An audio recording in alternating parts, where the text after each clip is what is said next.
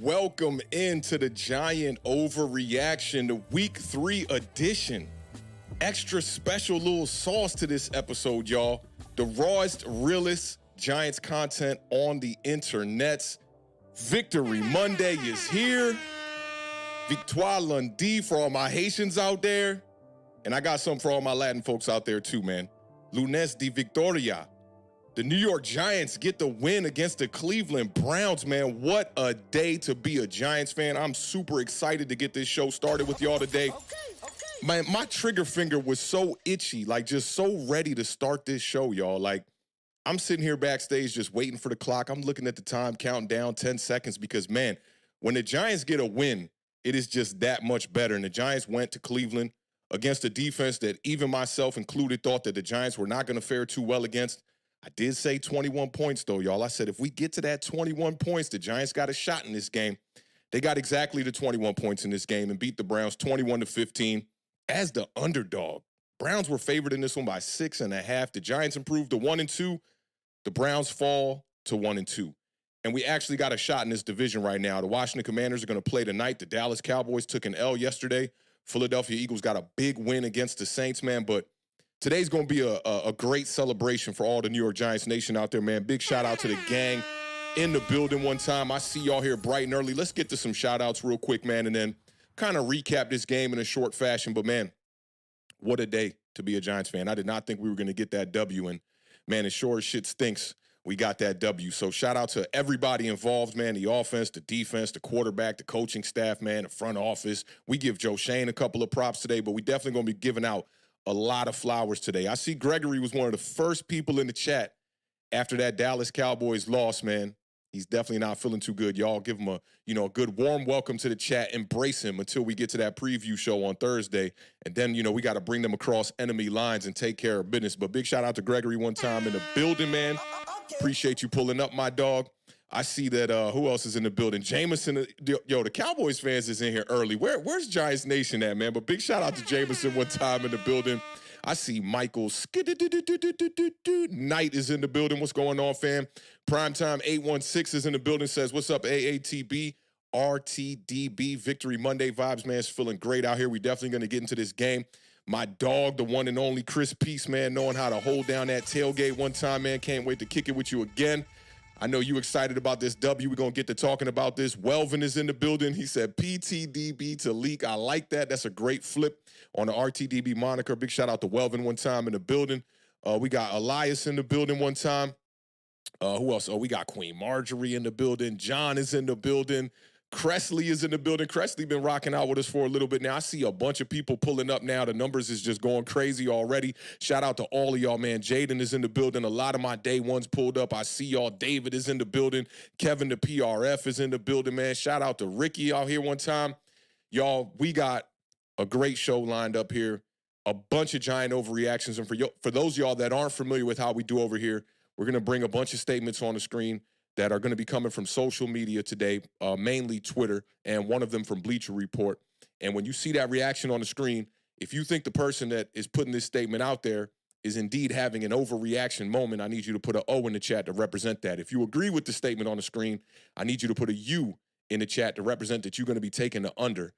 And on some of these, I know for me, I'm definitely taking the push on a couple of these myself. If you want to take the push and you need a little bit more time, then you can put a P in the chat to represent that you're going to be taking the push, man. I'm super excited. Shout out to SHU Carter. I see you, man. Jermaine is in the building. My dog, Ben Dawson, we shouted you out on your birthday, man. I hope you celebrated in a major way, man. Getting up there, you an OG like me, bro, man. Youth is still on our side, brother. Youth is still on our side, and the saying is definitely true. It reigns true, man. Black don't crack. Shout out my dog, Ben Dawson, y'all. Send him some balloons, some birthday cakes, all that stuff in the chat, man. He just celebrated his birthday. Jesser's in the building one time. Kevin W. out here. Mike Sullivan is out here. Prime Mo is out here. Muhammad Ali, the champ, is here one time, man. What's going on? Kareem Yee, Rob A-Train. I see all of y'all. We're going to get to it. We got vibes today. I see Juice Jones in the building. My dog, we need to link up. It's been a minute. I'm actually getting kind of back out here in the streets, especially when the New York Giants get a W. I'm going to be going around strutting, wearing the gear and all of that. I told my boys, I'm like, y'all want to link up for this Washington game tonight so I could just wear a Giants hat and just talk some shit. You know what I'm saying? Because when we get the W, it is what it is. I see Mobster Music is in the building as well, man. But let's get right into it, man. Let's talk about this game. The New York Giants traveled to Cleveland to take on those Browns as the underdogs, came out with the victory. Let's get right into it, y'all. Giants are on the board with 11:16 to go here in the third. All right, man. So surprisingly, the New York Giants have won 7 of the last 9 games now, including that victory we just had on Sunday against the Cleveland Browns. This was a revenge game for Brian Daboll, who was the offensive coordinator for the Cleveland Browns from 2009 to 2010. Very short-lived stint over there. I think that was for the better. Kind of reminds me of the Bill Belichick stint over there as well, where people thought Belichick wasn't a good head coach. And Brian Daboll kind of working his way up the ladder now. I'm sure he got back on the good graces of a lot of New York Giants fans after this W and the way that he called this game. The Giants started this game off extremely tough. About as tough as I thought that this 4 or 5 game stretch was going to be from weeks 3 through 7. And on the opening kickoff, you get Eric Gray fumbling the kickoff. I mean, just a horrific start for this team. And then you see Deshaun Watson throws the fade route, left side, back pylon, perfect throw, hits Amari Cooper in stride, right on Deonte Banks. And I'm feeling like, man, is this going to be one of them days again? And then we get on offense. Daniel Jones kind of having a little bit of a struggle there, too, through the interception. I'm standing out of my seat now early in the game, and I told y'all I wasn't going to get reeled in. But the Giants found a way to battle adversity in this game. And they didn't allow that rough patch, that they had to go through on the opening drive and the opening sequence to really define how they were going to play in this game. And this was one of the better first halves from the New York Giants in a very, very long time. I'll say this is the best first half since the Arizona Cardinals game last year, which was the second half, but that's the best half of football that the Giants played. And that's 2 good halves really in a good, it's not a full 2 seasons, but it definitely has been a lengthy period since we've seen this offense clicking the way that it was clicking on Sunday. And I thought Brian Daboll and Shane Bowen both did a really incredible job marrying the game plan like we talked about on the preview show, not just having an independent game plan, offense and defense being very separate, but marrying the 2 game plans together. And Shane Bowen, we're going to talk about that in a little bit. He definitely threw out there a different game plan than we're used to seeing from Shane Bowen. So big kudos to him. I love what I saw from this defense on Sunday. I thought that we outcoached the Browns in a major way. And I thought that Brian Daboll did a good job outside of the way that we run the ball, I'll say, but with the passing game especially. Brian Daboll did a good job of catering and tailor-fitting the way that he called this game to the personnel that the New York Giants have. We know the deficiencies that we have at the quarterback position, and we know the things that Daniel Jones does well. We know that we now have a wide receiver 1 out there on the outside, but sometimes it's going to be difficult to get him the ball down the field. And Brian Daboll kind of showed, a taste of this in Washington, where he utilized the short passing attack to a T, and then in this game, they extended from that, and they saw what worked in Washington and built upon that. So big shout out to Brian Daboll. My faith in Brian Daboll never wavered throughout the beginning of this season. I know a lot of people are talking, it's time to find a new coach, fire all these guys, and I've had my fair share of overreactions over here on this channel as well, but the Brian Daboll thing was not one of them. Daniel Jones' performance, that's exactly what you want to see out of the quarterback.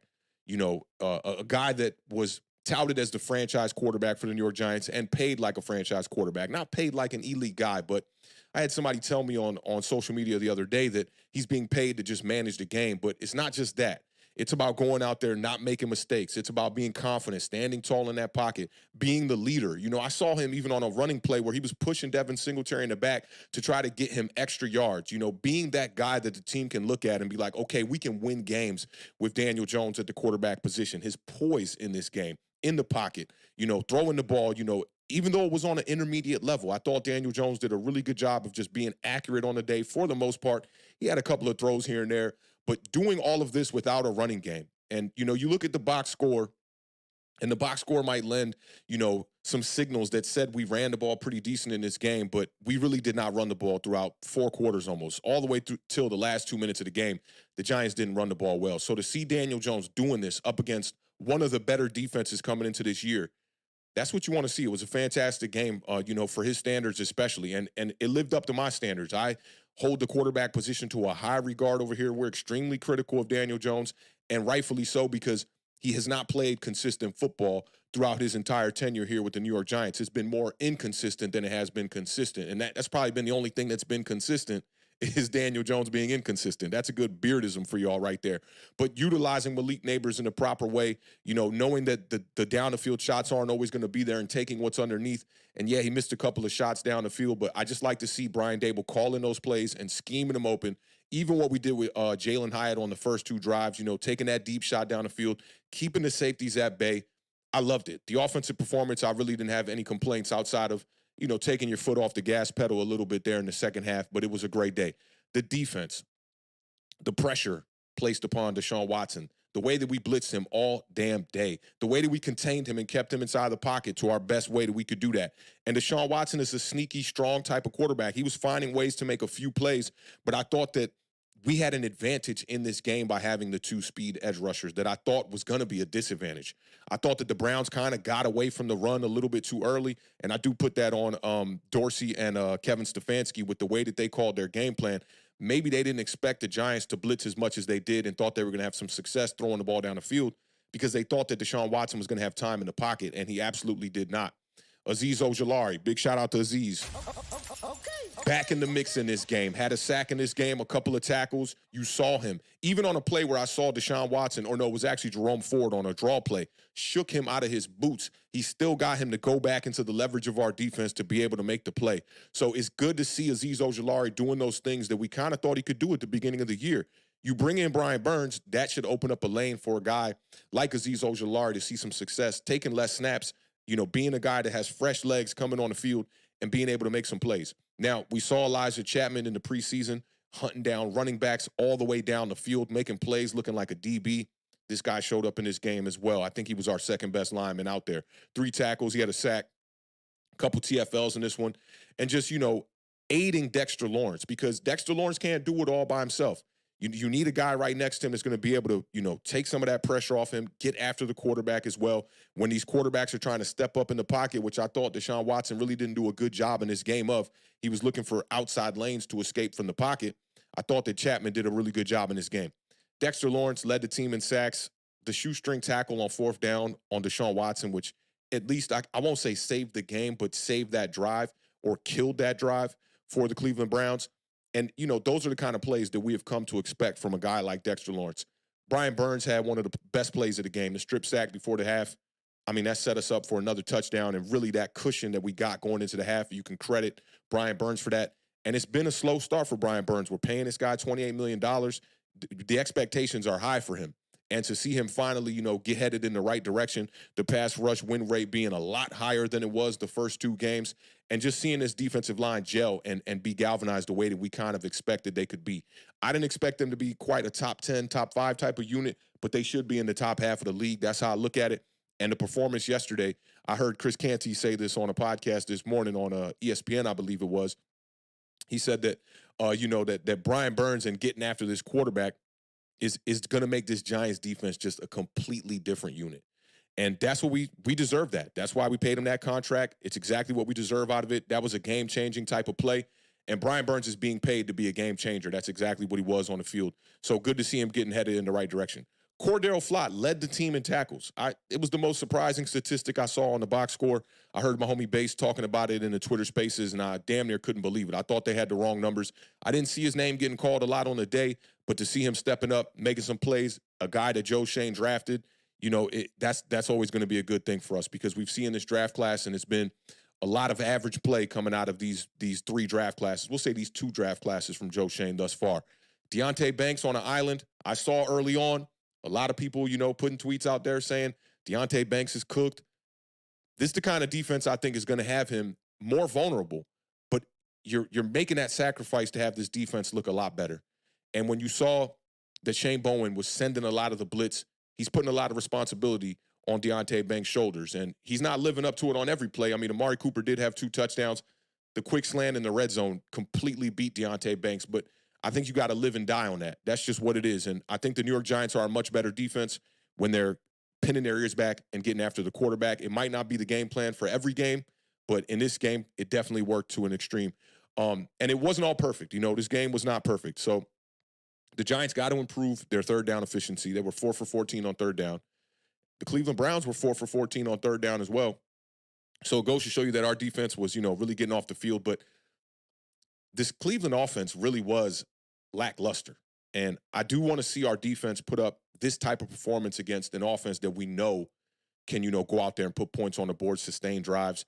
I thought the Cleveland offense was going to get it together a little bit more than they did in this game, but they struggled in a major way. And going up against Dallas on Thursday is going to present a really good test for the Giants, especially for this defense. Dak Prescott's a guy that likes to get the ball out quickly. We know that. He's a very decisive quarterback. They got a pretty decent core of weapons over there, but they can't run the ball. That's been their struggle throughout the first 3 weeks of football so far. And, Ezekiel Elliott and Rico Dowdle really haven't been getting the job done.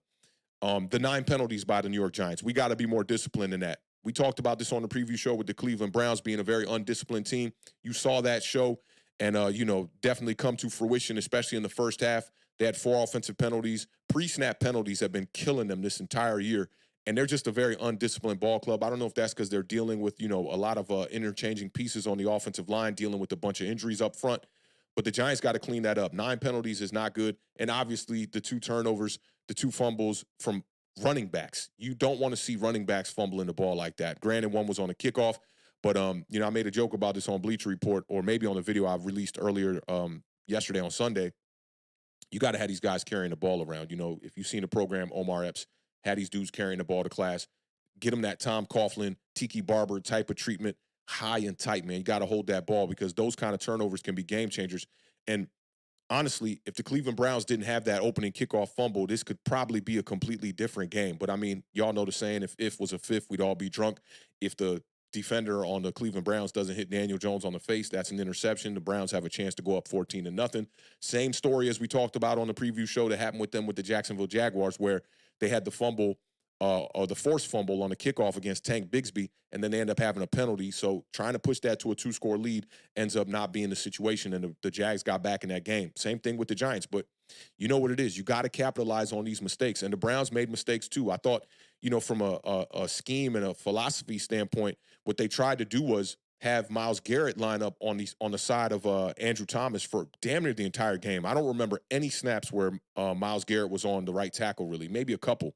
But predominantly, he normally lines up over the right tackle. So I thought that was going to be the case entering this game. They decided to put Myles Garrett on Andrew Thomas. He did have some success, but then they had Denzel Ward on the opposite side of that. And I think going into this game, the Browns probably thought that would give them good balance. Like, you have a pass rusher that's, blind side of the quarterback, and then you have your best defensive back playing the front side of the quarterback. That did not work out very well because Brian Daboll was moving Malik Neighbors around, and that cornerback, too, for the Cleveland Browns was getting completely destroyed in the first half, and their slot corner was getting picked on as well. In the second half, they did make the adjustment, and they went to have Denzel Ward pretty much shadow Malik Neighbors, and you saw it was a very different half. The tail of the first half in comparison to the second half was very different. So the Giants did a good job, I thought, in the first half of capitalizing on that, but that was definitely a Browns mistake.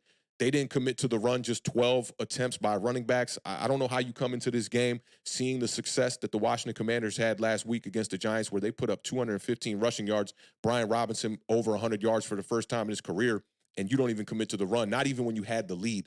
So I thought that was another drastic mistake. And we talked about their O-line being overrated on the preview show. They were ranked 22nd last year, according to PFF, by the end of the year. And in the Giants community, you hear people talk about the Cleveland Browns and their offensive line like it's this juggernaut offensive line, but it really isn't. And they were dealing with a bunch of injuries in this one. Jedrick Wills came into this game with his first appearance in the 2024 season.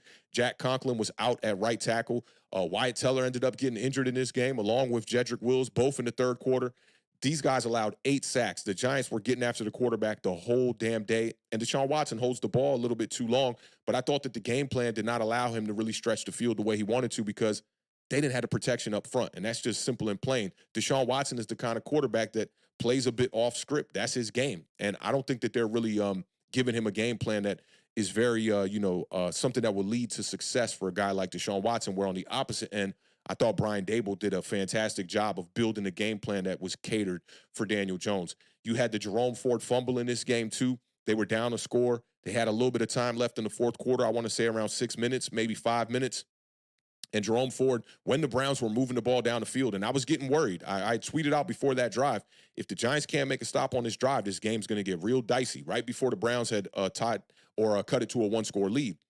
and then Jerome Ford fumbles on that next drive. It really gave us a good opportunity. They looked like they were kind of moving the sticks for the first time in the second half. And then on the last drive, I thought that there were two huge mistakes.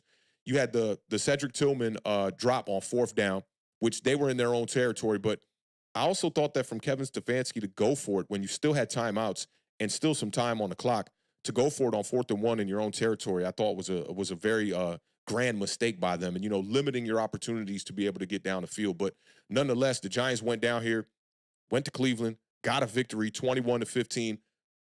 This was a must win if you wanted to see the Giants get in any direction and try to have any chance at the playoffs. We know the statistics when you're at 0-2, it does not favor these teams to make the playoffs, but our division is looking a little bit shaky. And even outside of our division, the NFL right now in general is looking a little bit shaky. You saw teams take L's yesterday, with the San Francisco 49ers losing to the Rams. You saw all these games throughout the first 3 weeks. The Baltimore Ravens starting out 0-2. You got the Cincinnati Bengals that are taking on the Washington Commanders tonight. They're sitting at 0-2. So there's a lot of change and a lot of turnover happening right now in the NFC in particular and across the league. So there's really no dominant teams right now.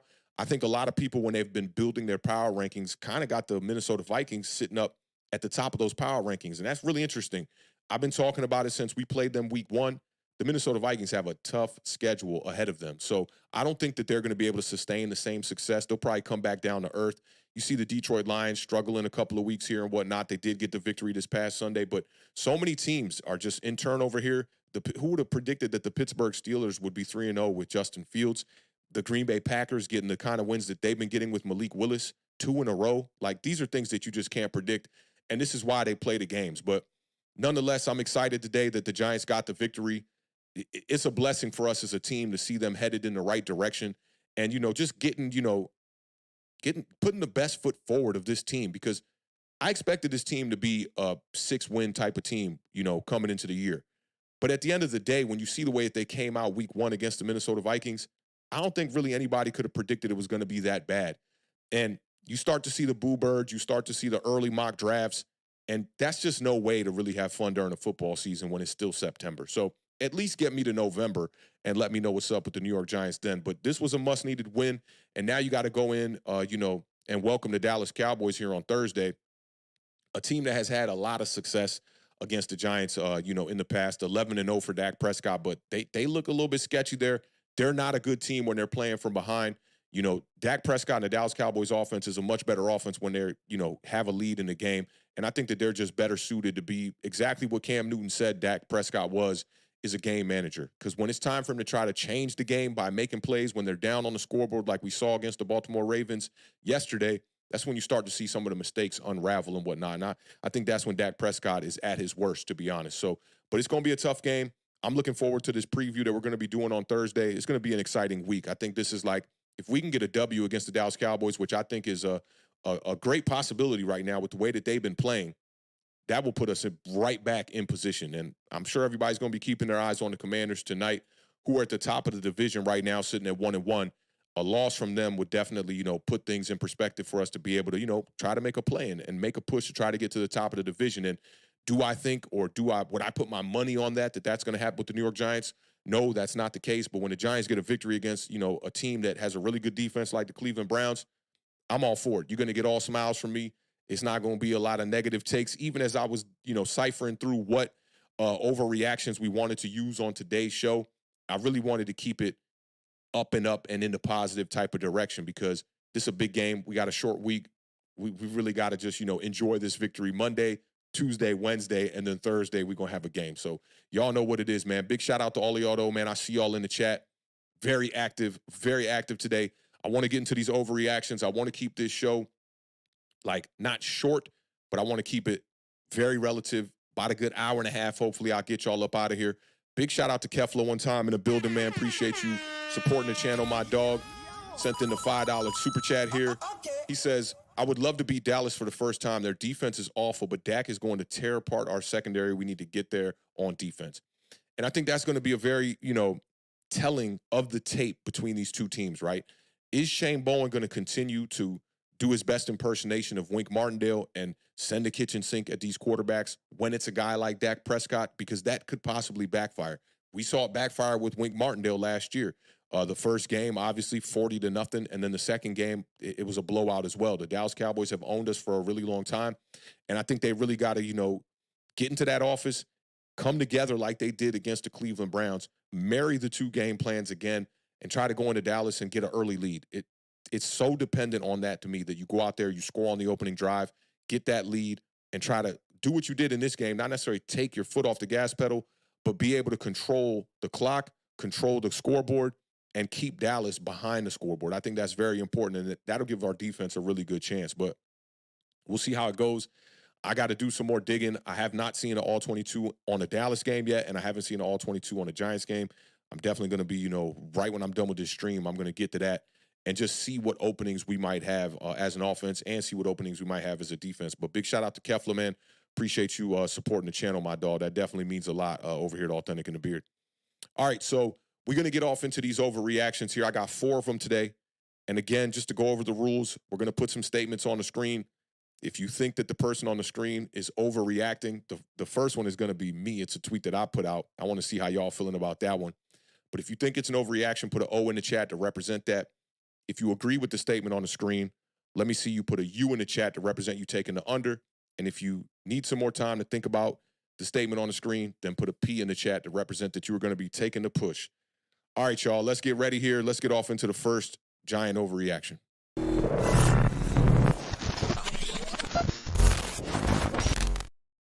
All right, y'all, so this first one comes from your boy, Authentic. And it says, it's not his style, but Shane Bowen should keep this aggressive style of play in his bag all season. Now, Deshaun Watson came out, and in the presser, he spoke on Shane Bowen's system, and he said, not a very high on pressure scheme, but this game, that's what they wanted to do. So they brought more pressure than usual on down and distances. They usually don't bring pressure. On first down especially. They played a lot of man, but they brought the pressure with it. Now, we know that Shane Bowen was over there in Tennessee with Mike Vrabel, and Mike Vrabel is actually the coaching and personnel consultant for the Cleveland Browns. So he had, a little bit of insight on Shane Bowen. So I think that Shane Bowen kind of ran a bit of a defensive play action here, knowing that Mike Vrabel knows most of his system, normally a defense that will play a lot of cover 3, quarters, sit back, soft zone type of stuff, not blitz the quarterback, only send forward the quarterback. I think that Shane Bowen came into this game and said, well, let me flip the script on them and kind of surprise them, and let's see how it works. You look at the kickoff fumble, and without that, the Giants truly dominated that first half. The Giants blitzed on 57% of the Browns dropbacks. The previous 2 weeks, they had only blitzed on 25% of the dropbacks, going up against Sam Darnold and going up against Jaden Daniels. And I thought it was going to be similar game plans, at least the approach for trying to contain and get pressure on Jaden Daniels as it was, with Deshaun Watson here in Cleveland. But Shane Bowen did a great job of just, completely changing up what he does. He definitely threw a change up in this game. Deshaun Watson was 8 of 19 for 92 yards and a touchdown, and he was sacked 7 times versus the blitz. And, I wanted to bring up some of the stuff that we talked about on this channel about Jalen Hurts last year, where the Eagles had lost 5 out of their 6 last games, right? And teams figured it out. They were like, if you blitz Jalen Hurts, he does not know how to respond to the blitz. And not only does he not know how to respond to it, their offense does not have no hot concepts designed for it. So they're really relying on Jalen Hurts to just try to peel out of the pocket or make a play, maybe throw the fade route down the sideline to A.J. Brown if he has one-on-one coverage. There was nothing instilled in that offense to really pick up the blitz and have an answer for it. Now, the Cleveland Browns have hots designed in their offense, but on the day, you could just tell that the pressure did not allow Deshaun Watson to do the things that he wanted to do. And he was keeping his eyes down on that line of scrimmage. And, I looked at a lot of stuff on social media, and a lot of the Browns fans were just saying, like, man, Deshaun Watson has to get rid of that ball. He's got to get rid of that ball. And that's facts. But I thought that Kevin Stefanski made no adjustments in this game. You see that the New York Giants came out and sent the blitz and sent the house the whole entire first half. And then in the second half, I thought Shane Bowen should have just stacked upon that foundation and just keep sending the blitz. Instead, they kind of tried to reserve up a little bit. The Browns offense really didn't have much success because they don't have enough dudes over there to really make the plays. I feel like Amari Cooper is a guy over there, and that's about it. They were lacking in Njoku. They don't have Nick Chubb in the lineup. Both of those guys out due to injury, and the Browns struggled on offense. But I think that going up against Dallas, you're going to have a much better game plan throughout the game. the first half, second half adjustments. I thought that Shane Bowen thought, okay, we got the lead. Let's kind of chill, be conservative, keep everything in front of us. And that really didn't work. We did see a touchdown drive from Deshaun Watson in this one in the second half. And the Giants offense, they tried to do the exact same thing. They took their foot off the gas while the defense did the same thing. And I think that they got to go back to the drawing board, assess what they did wrong in this game, and try to approach this Dallas Cowboys game with a better game plan for the second half. The first half was amazing. They allowed just 41 total yards in the first half. That's rushing and passing. You can't ask for more. 3 sacks, 11 pressures in just the first quarter. They set the tone in this game right off the bat. They had sacks by 9 different players. The Giants were sending pressure from every direction possible, and Deshaun Watson definitely didn't have any answers for that. 8 sacks on the day, 19 pressures in total for the New York Giants. This was amazing, but I do think I obviously agree with the statement on the screen because it's mine, right? So I don't think this is an overreaction. I'm taking the under on this one, but my main point and main takeaway from this, pun intended, is how do you think the New York Giants led the league in takeaways last year? It was by sending the blitz at these quarterbacks, forcing them to panic and make ill-advised decisions, and then capitalizing on that in the secondary. Let's tap in with the chat, see how y'all are feeling about this. Shout out to the homie Pinho Picker one time in a building. What's going on, fellow Giants family? He says, we need to find a way to get Isaiah Simmons on the field more. He had 4 tackles, but he gave a lot of quarterback pressures and stuck good in the zone. Yeah, you could see him, and his name was being called in this game a good bit. And I think that, if you're rushing the quarterback the way that we were in this game, Isaiah Simmons fits the mold of what we can use.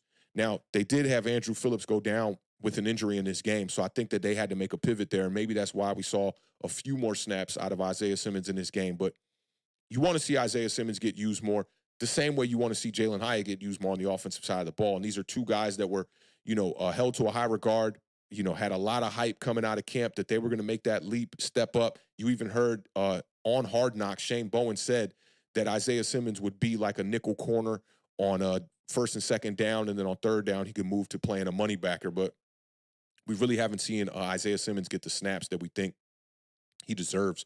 And on the field, really, when he's on the field, he hasn't been making too many plays the first 2 weeks. But in this game, I definitely saw his name getting called. So big shout out to the Picker one time, man. I appreciate you pulling up, rocking out with us, man. I hope you enjoying this Victory Monday, man. And, I hope time goes by extremely slow today. I can't say the same for this stream. We're already a half an hour in.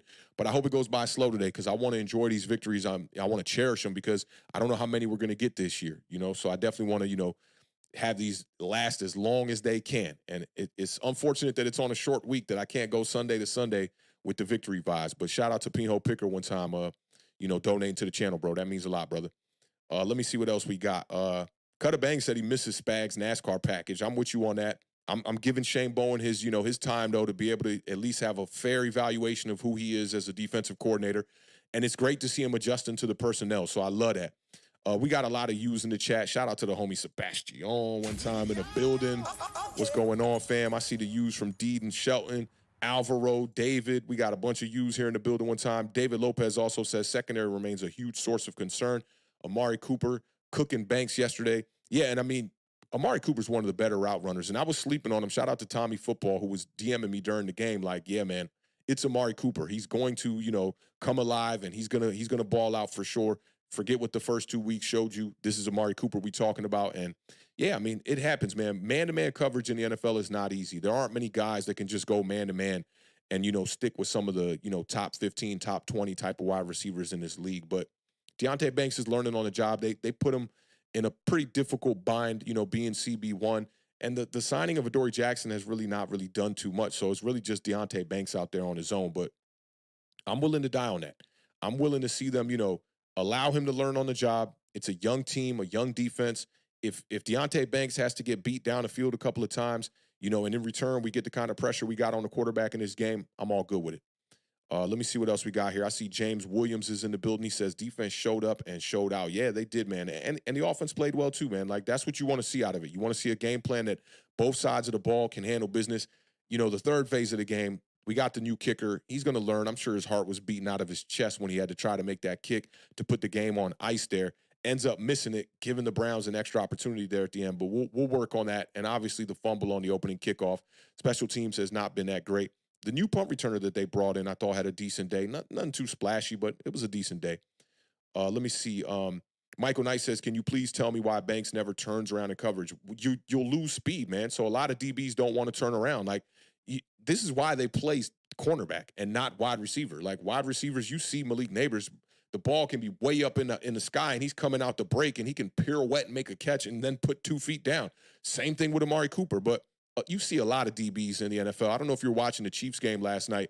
There was a late non-call that a lot of people were saying, the referees are always biased towards the Kansas City Chiefs, and DB not getting his head turned around. It happens. And when you're glued to a wide receiver like Amari Cooper, we're not talking about like, a wide receiver 2 or something like that. We're talking about a top dog in this league. So it happens. Deonte Banks is, a young guy. He's going to learn. He's going to get better at it. With more experience, he'll become a much better cornerback in this league. Let me see. Sebastian says, I think people overreacted with Banks' performance. Cooper's an elite route runner. Yeah, I mean, that's really what it is. You already know. That's definitely what it is. Spaz Out says, I ain't going to lie. If I'm Giants, I'll draft Travis Hunter. I wouldn't be opposed to it. I do think that, and game to game it's going to change the way that we feel, right? And when you see a solid performance from Daniel Jones like this, it makes you think, well, if he can consistently play like that, maybe we don't need to address the quarterback position. I'm still in the party of next year you have to draft your quarterback, or at least have some kind of a plan, a succession plan for what's going to happen after Daniel Jones, because I still don't think that this performance here is an elite performance we saw from Daniel Jones, but nonetheless, he was playing winning football, and I think that's all you can ask for out of him. And John, you read my mind. He says, nah, I want Cam Ward. And that's the quarterback that I want to develop as well, out of University of Miami.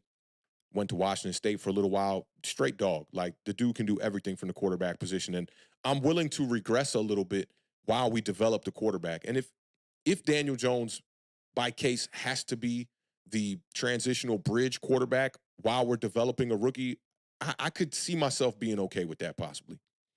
Sarcone is in the building. He says, can the Giants not fumble the ball on the first play? Yeah, that was a big problem in this game. And, I talked about it in the opener.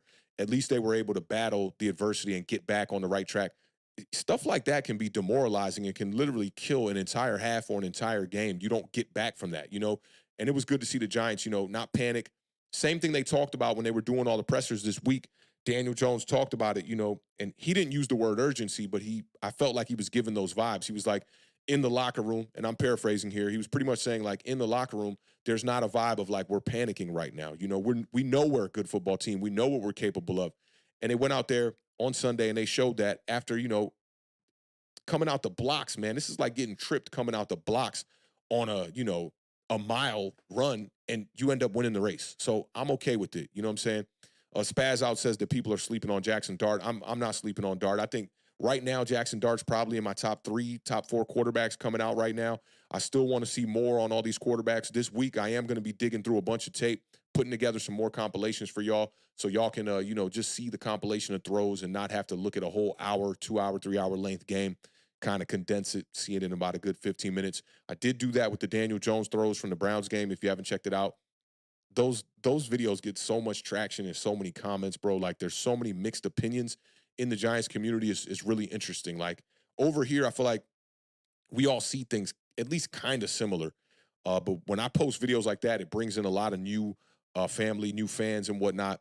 And the opinions are just so mixed. But yeah, shout out to everybody that's checked that out. And if you haven't checked it out, check it out, and give your opinion. It'll let you see Daniel Jones rather in the game format, just in a consecutive type of format here. Sebastian says if they didn't overturn the pick, the Giants 100% would have lost that game. I'm right there with you. And I thought it was a bit of a nitpicky type of call, but that's the way they've been calling them. They've been calling them consistent. So those are the rules. You got to abide by them. And, thank the football gods that interception didn't go down, because the Cleveland Browns were going to be set up to score. I think they were in the green zone at least. They possibly might have been in the red zone. I think it was in the green zone, though, around the 30. Money Mitch says, I want Cam or Milroe in the second, please. That would be awesome if, like, a guy like Cam Ward can fall to the second round. I do like Jalen Milroe. He's a good quarterback as well, too. Got that running capability. I'm much higher on Cam Ward, though, for sure. Let me see. David Lopez says, got to look at more film on Shedeur. Yeah, I'll tell you what my concerns are with Shedeur Sanders. It's arm talent, like arm strength. Let me not even say arm talent. It's arm strength, because he's kind of like throwing a lofty ball and winning with anticipation. It reminds me of what we see out of Tua in Miami, which Tua is a solid quarterback. I mean, you see the way the Miami offense looks without him. And I think that Shador can come into this league and have some success.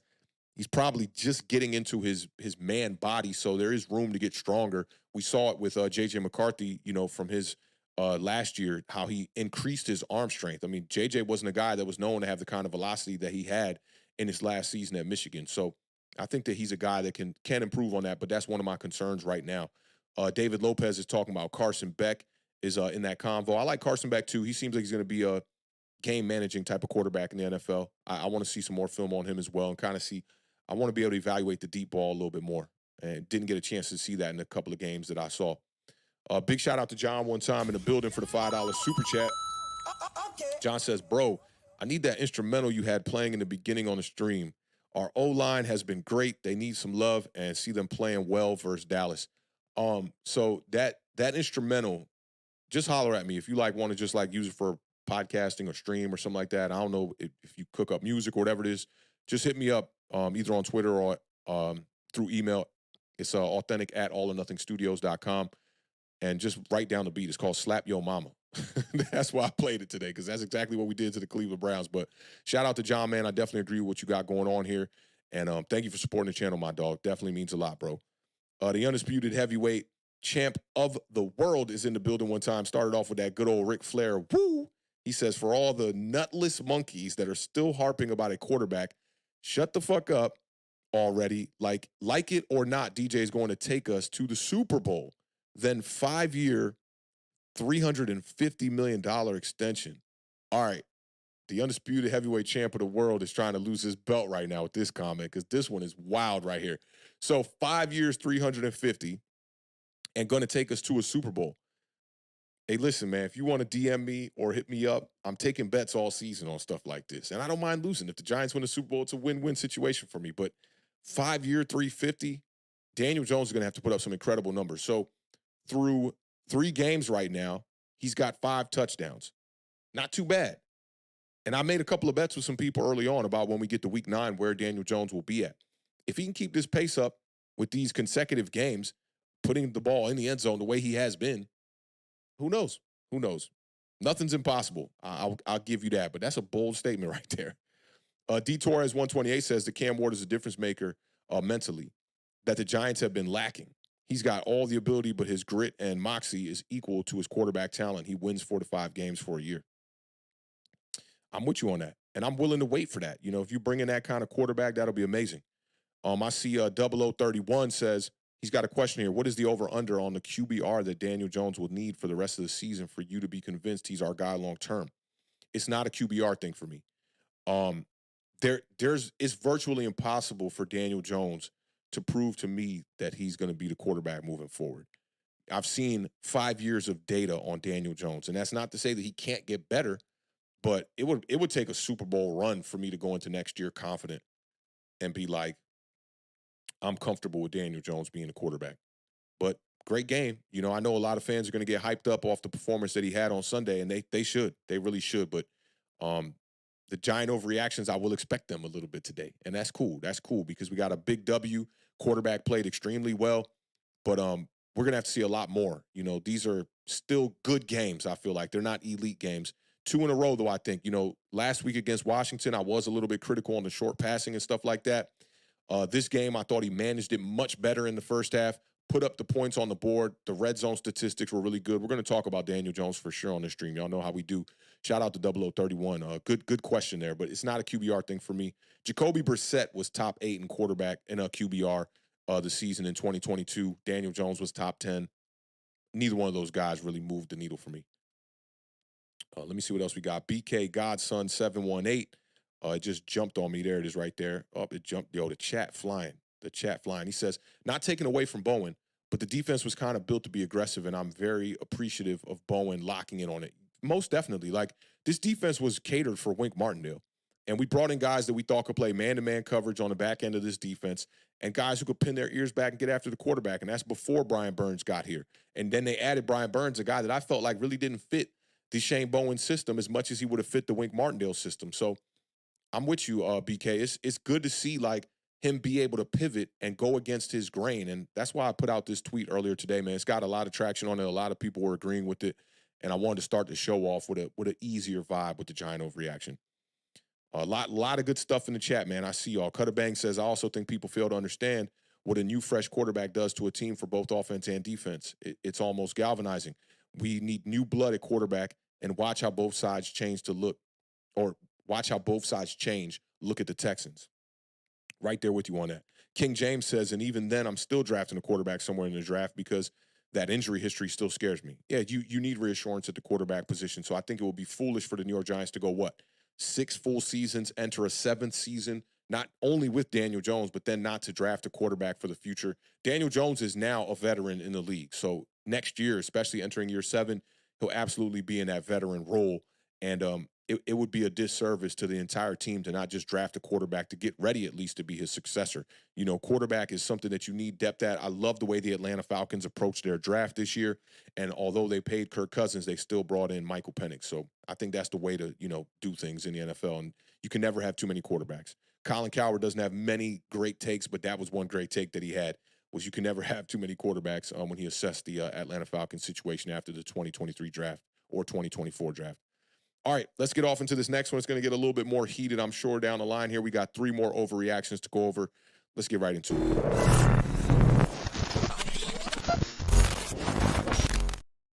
Okay, so I did a stream on Bleacher Report immediately following the game, and everybody knows that I'm very critical of Daniel Jones and the quarterback position in general. You could throw Tommy DeVito, all these guys in there. If they're not playing well, I'm going to tell you that I think that they're not playing well. And the comment that was the top comment, I haven't gone back to check if it's still the top comment, but this was the top comment in Bleacher Report. And Bleacher Report, when they send out these snippets of my streams, there be thousands of people commenting, voting, it gets a lot of traction over there on Bleacher Report. And it's a very, if you've played NBA 2K at any point in your life online, the Bleacher Report community is very similar. I'll leave it at that. Now, this is from Holland on BR. He says, after I said that Daniel Jones played a really good game, and I said, what was the term I used? I said, Daniel Jones balled out. That's what I said. He said, are you blind? Daniel Jones did not ball out. He missed a lot of throws, and Malik Neighbors made him look good. Okay, now y'all let me know if you think this is an overreaction by putting an O in the chat. If you agree and you don't think he's overreacting, that this really wasn't a good game from Daniel Jones, then put a U in the chat to represent that. I don't think I'm given the luxury of anybody taking the push on this one, but I wanted to compare this and give you guys an old school basketball reference here. And I know basketball and football are very different, but we know who Daniel Jones is as a quarterback, right? He is not the Allen Iverson of the New York Giants. He's more the Eric Snow. And for my OGs that remember that run from Allen Iverson, Eric Snow played point guard on that team. He was a guy that really wasn't getting many buckets out there, but he knew how to manage the game, make sure to get the ball to AI, and make sure to allow AI to score. He was a guy that was going to be a role player, setting screens, doing all the gritty work that you needed to do to get to the victories you needed, to get the ball to your main guy, which was Allen Iverson, which for me on this New York Giants team is obviously Malik Neighbors. Now, Eric Snow was a guy that wasn't going to knock down a lot of three-pointers, right? But if Eric Snow went out there and he gave you 16 points and 10 assists in a ball game, that was a great game for him. In the first half of this game, Daniel Jones was 17 of 19 for 184 yards, 2 touchdowns on the day. And he had 0 interceptions, obviously, throughout the entire day. His passer rating at the half was 140.8. The offense had 15 first downs, and he had a career high in first half completions with 17 completions. He finished the day 24 of 36 for 236 yards, 2 touchdowns, a 109.4 rating. His QBR was 72.8, and he was sacked just 2 times in this game. I loved the way that Daniel Jones was maneuvering the pocket in this game, and you can tell that it's been an emphasis in practice for the New York Giants because the first 2 games he was not showing that skill set. And it goes to show that he is still getting better. I will say that. Do I think Daniel Jones is going to be the future franchise quarterback after just one great performance like this? I don't think so, but I loved what he was doing in the pocket. He was 3 of 4 in the red zone. He won the time of possession battle, the defense included, obviously, but he did that without a running game in this one. The 7-minute drive that he had to tie the game at 7-7, longest drive since his playoff game against the Minnesota Vikings at the end of the 2022 season. He had a 14-play scoring drive in this one that gave the New York Giants the lead 14-7. Yeah, he missed Theo Johnson in the back of the end zone, but all quarterbacks miss throws. 2 plays later, he hit Malik Neighbors. He had to climb a ladder a little bit, but he put the ball where only his guy could get it. And Malik Neighbors made a hell of a catch. Yeah, that makes Daniel Jones look better, but I don't think it makes Daniel Jones' performance any worse than it really was. He got the ball to his playmakers. That is the job of the quarterback. Now, the O-line was good, but Myles Garrett was definitely getting in the backfield. He had 7 pressures on Andrew Thomas. That's 8. Andrew Thomas has not allowed more than 4 pressures in a game since 2020. So that goes to show you the kind of caliber of a defensive front that he was going against. And I thought he did a good job of just being able to move laterally. And this defensive front from the Cleveland Browns, they don't have a lot of speed on that line. They got a lot of bull rushing power type of guys that they have a decent speed skill set, but that's not their thing, bending the edge and trying to get after the quarterback. And I thought Daniel Jones did a good job of stepping up in the pocket. I thought it was a solid performance for a guy like Daniel Jones, who I think you could compare a guy like Daniel Jones to Eric Snow. No disrespect to Eric Snow, good ball player, and no disrespect to Daniel Jones either, but I know what kind of quarterback he is. So when I see him go out here and have a game like this, over 230 yards, 2 touchdowns, clean game, no turnovers on the day, what more do you want from Daniel Jones? To say that he had a good game and to give him his flowers when he does have a good game. To me, this was a solid performance across the board from him. Yeah, the second half wasn't as good as the first half, but you could tell they were taking their foot off the gas. They wanted to play more conservative and play to their lead. Week 1, Daniel Jones had a completion percentage of 52%. Week 2, it was 57%. And in week 3, it was 70%. What more do you want from him? That, to me, is linear progress, and that's something you don't see all the time in the NFL. Now, my homie Monty from He's a Giant podcast, he tweeted this out earlier, and I thought this was kind of a good way to sum it up. He said both sides, talking about the fan base, were right about getting Jones a wide receiver 1 to some extent. He is producing at a respectable level with the wide receiver 1, but it didn't suddenly turn him into a great quarterback, and it's still painfully obvious that we need to draft a quarterback. Now, I agree with him on that, right? But that's not going to take away anything from Daniel Jones. Today, I'm up here to give Daniel Jones his flowers for the rest of this entire stream. I'm not going to be up here talking about the negatives of Daniel Jones and what he did. He played winning football. He led the Giants to a 21-15 victory. He took care of the football. He didn't turn it over. And he was accurate for the most part of the day. He was exploiting the mismatches in the secondary with Wan'Dale Robinson going up against their slot cornerback. And any time that Malik Neighbors was out there going up against the Browns cornerback too, Daniel Jones was taking advantage of it. Do you want him to not throw the ball to the best wide receiver on the field? I think that would be doing the offense and himself a disservice. Now, 18 targets in week 1 is a little egregious, right? But if the game plan calls for that and it's going to lead to a win, I'm okay with it. In this game, Malik Neighbors had 12 targets. That's more what I like to see.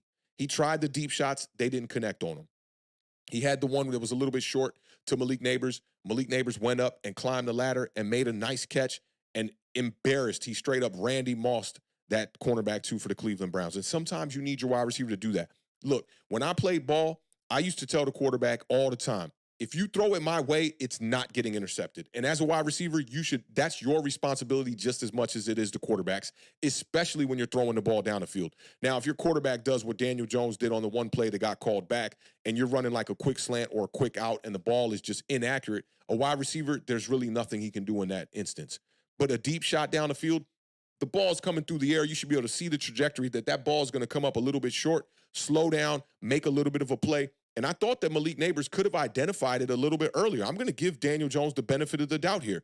I thought that Malik Neighbors could have maybe undercut the route a little bit. They were like locked in hip by hip as far as the way the defender was playing him.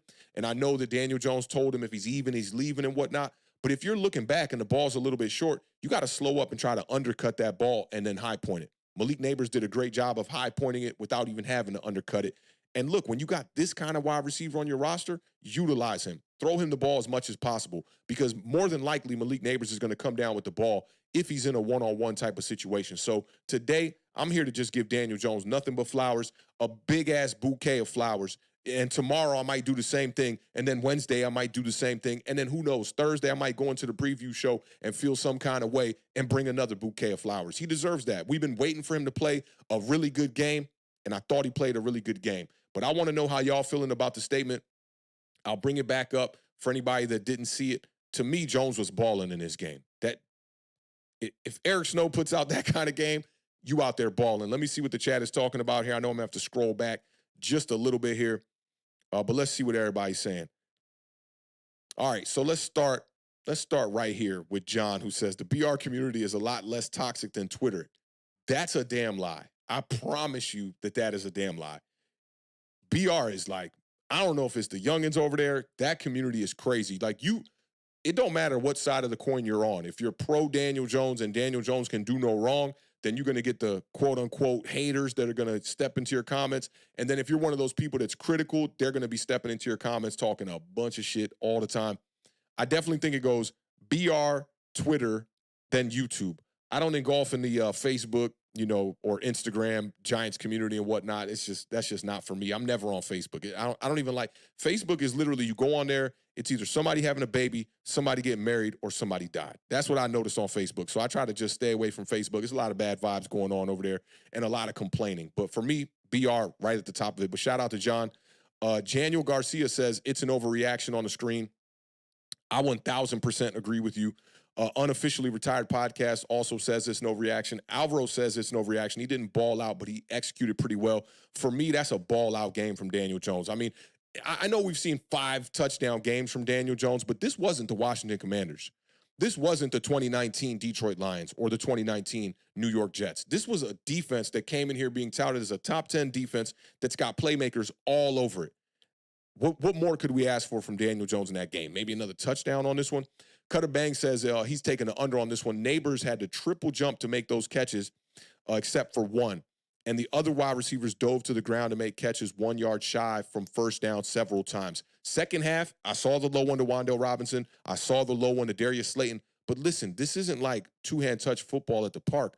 This is the NFL. And yes, we want the quarterback to be as accurate as possible. And I hope that Darius Slayton gets healthy. But how you dropping a pass like that? I understand you had to get low. You had to get your hands up underneath it. But that ball was at least maybe like a yard off the ground. And he just drops it and then breaks his finger. And those are the things that we saw that plagued Darius Slayton just a couple of years ago that he worked his ass off to correct. So I can't agree here. I really can't agree here. Let me see what else we got. Deaton Shelton is also saying he's taking the under. He played solid, not lights out. Yeah, I don't think it's lights out. I definitely don't think it's lights out, because lights out is those performances you see 4 touchdowns. Daniel Jones against the Saints in 2020, I believe that. No, that was 2021. Those kind of games, right? But to me, this was just like, first half, get the lead. How many times do you see Daniel Jones not get behind on the scoreboard and then turn it up? It's a very rare occasion, so I loved it. Emilio Frederick says it's an overreaction. John says it's an overreaction. Enjoy the W. Edward Squires. Shout out Edward Squires one time in the building. What's going on, my dog? Says it's an overreaction as well. Cressley said it's an overreaction. No Mets, no Nets, no Jets says he's taking the under. I can see that person's perspective. The game could have easily gone the other way, missed like 3 crucial throws, but 2 of those misses we scored anyway. And that's my thing. It's like, you remember when Daniel Jones had the 80-yard run against the Philadelphia Eagles and he fell down flat on his face? Everybody was like, oh, goddamn, making a big deal about it. The Giants end up scoring on that drive. So to me, it's water under the bridge at that point. The Malik Neighbors catch after the Theo Johnson, which was he overthrew it, but Theo Johnson got a good hand on the ball. But y'all know me, I don't make excuses. It's an overthrow. That's a straight up overthrow. But I can kind of see the perspective. But when you say that he didn't ball out, to me, you're saying that he didn't have a good game. And I can't, in no world can I sit up here and say that Daniel Jones did not go out there and ball out. I just can't do it. David Lopez agrees with no Mets, no Nets, no Jets. He's taking the under as well. Will Hooper, Ill Will in the building. What's going on? Ill Will says it's an overreaction. First push from Nova Nebula with another one followed by James Jones, a.k.a. Lil TNT. Let's see what they're saying right here. Nova says he definitely still had some questionable plays, but he still, for the most part, looked confident and comfortable against a really good defense, so he deserves props. I like that. This is a good reason to take the push here. Very fair take. And TNT says, I got to see more. Consistent play means everything. Now, that's the thing. Y'all know that I have definitely talked about Daniel Jones being inconsistent throughout his entire career. Now, he finally snapped the 41-game streak. 41 regular season games Daniel Jones went without having back-to-back performances with at least 2 passing touchdowns. And he finally did that in the first 3 weeks of this season. Big props to Daniel Jones for that. Last week, stopped the streak of, it was going to be 365 days to the button that he did not have a passing touchdown in a game. And he snapped that streak. So I got to give him his props on that. Like I said, these moments are few and far between.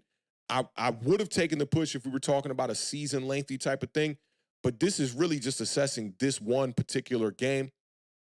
I got to say that the statement is an overreaction, but I can understand the push. I like the reasoning. John said Eric Snow was a shutdown defender. Yeah, man, Eric Snow was definitely playing some good defense. I like the role that he played on that team. And he had his inconsistency type of issues as well. But I thought that he was obviously more consistent than Daniel Jones was. Shout out to Ben Ayers one time in the building, man. Says it's an overreaction. He played well. We should all be happy that DJ's feeding Neighbors. I'm with you on that. MJ agrees. Liddell P disagrees, is taking the under on this one, agrees with the statement on the screen. D Torres 128 says he's taking the under. Jones had his moments, but it's still underwhelming. The lack of accuracy on the deep throws is concerning. If he can stretch the field, then we can consider him to be balling out. See, for me, it's like different players do different kind of things. I'm never going to expect Daniel Jones to light it up down the field and be able to be 3 for 4, 4 for 5 down the field. He's just not that kind of quarterback.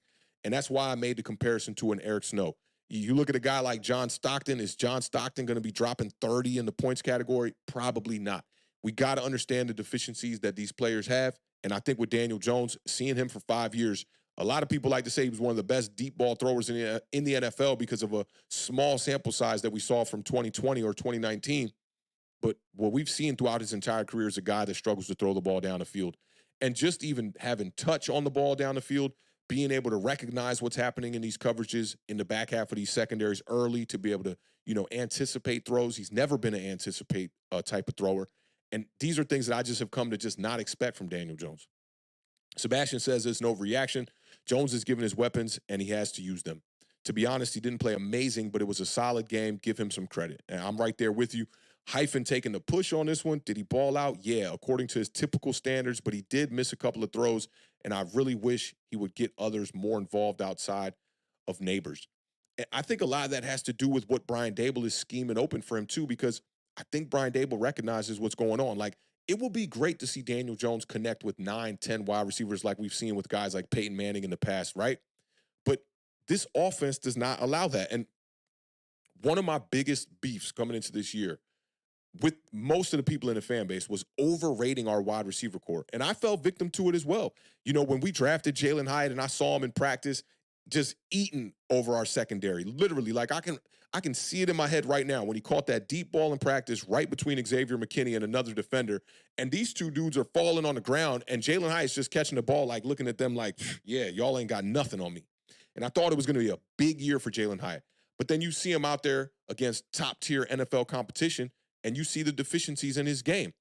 Wan'Dale Robinson, the same thing. Look, when all's said and done, I think that Malik Neighbors is going to be the true slot wide receiver on this roster for us when we do get our franchise quarterback. I like Wan'Dale Robinson, but to me, he's going to be that kind of guy that's like a second or third kind of piece for the offense. He should not be the guy that's getting the bulk load of the snaps from the slot, in my personal opinion. Very short, small wingspan. It's harder to hit those kind of guys at the quarterback position and be accurate. And everyone's been waiting for it. Like, hey, when can Daniel Jones start to be accurate with Wan'Dale Robinson? I don't think it's ever going to happen on a consistent basis, not with this quarterback right now. Chris Peace is taking the push, says he balled out in the first half and not so much in the second. He still looked like a league average quarterback yesterday, but let him keep it up. Yeah, and I think that's what we want to see out of Daniel Jones is more consistency. If Daniel Jones comes out against the Dallas Cowboys and he puts up multiple passing touchdowns and doesn't turn the ball over, I'm going to start to look at this season a lot differently than I looked at it in the beginning of the year.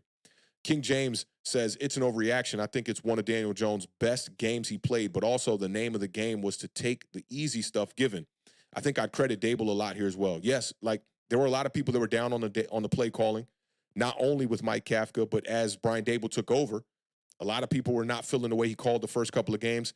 And I encourage people to just kind of pump the brakes, allow Brian Daboll to, get settled in as a play caller. He's working with a very lack of personnel here. Like I said just in the last comment, our wide receiver core was overrated by the fan base coming into the year. And when you look at it, it's Malik Neighbors is really the only top-tier guy.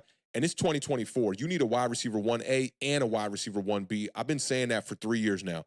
And I love the way that the Philadelphia Eagles did it with Devonta Smith, A.J. Brown, the way the Dolphins did it. The Dolphins, they got Tyreek Hill and Jalen Waddle, and they were like, you know what? Let's go out here and try to bring in Odell Beckham as well and see what's left in the tank. He's been injured throughout the beginning of the season. Their quarterback's injured as well. But I think that you can never have too many wide receivers that are pushing for that wide receiver 1 spot. It's no longer the day and age where we're signing guys that are wide receiver 3s and 4s. And I think that's where the Giants kind of made a mistake entering and exiting camp with the 53-man roster just a little bit, is overvaluing the way that the wide receiver core looked. Lou Mateo's in the building, says, DJ got to stay consistent and keep playing. I don't give a fuck football. I like that. Neighbors only bailed him out on that potential interception. Yeah, bailed him out on that one, and you could argue he bailed him out on the second touchdown because that ball was a little bit high. Man, I said that Malik Neighbors, you know, the way that he has his body control is like somebody on like a professional diver. Like he's literally jumping, spinning, and then toe tapping the 2 feet at the same time. His body was in the air like this. Remember when they were trying to review it, they were saying, like, did his hand touch the ground before his second foot did? And just think about the kind of position your body got to be in to make that catch. So Daniel Jones, still can't forget, he's coming off the big injury, and I'm not going to make excuses for him. He played a good game in this game, and he looks like his regular self. Brian Daboll's not afraid to run him, you know, right up the middle and have him take some big hits and whatnot. And Daniel Jones has been getting up. There was a hit in this game where I was like, is he going to get up for that one? His helmet kind of got smashed in the ground. So I think it's important that Brian Daboll does keep him upright, utilize him in the running game, you know, but just don't overexert the situation by trying to get Daniel Jones hurt. We've seen the injuries in 4 out of the past 5 seasons. Jaden714 says this in Overreaction. Jones played good enough to win, but people just hating on him just to hate, even when he plays good at this point. And I can agree with a certain part of this statement because, you know, I noticed that after the game, like, people were angry. And I'm just like, that's one thing that I'm not going to be this early on in the season. Now, for the crowd that like wants to tank and, you know, they want their quarterback and whatnot, which I want a quarterback on this team as well. But I don't have any type of tank type of philosophy in September. Everyone has an equal opportunity here to win games, and there's always a surprise team every year.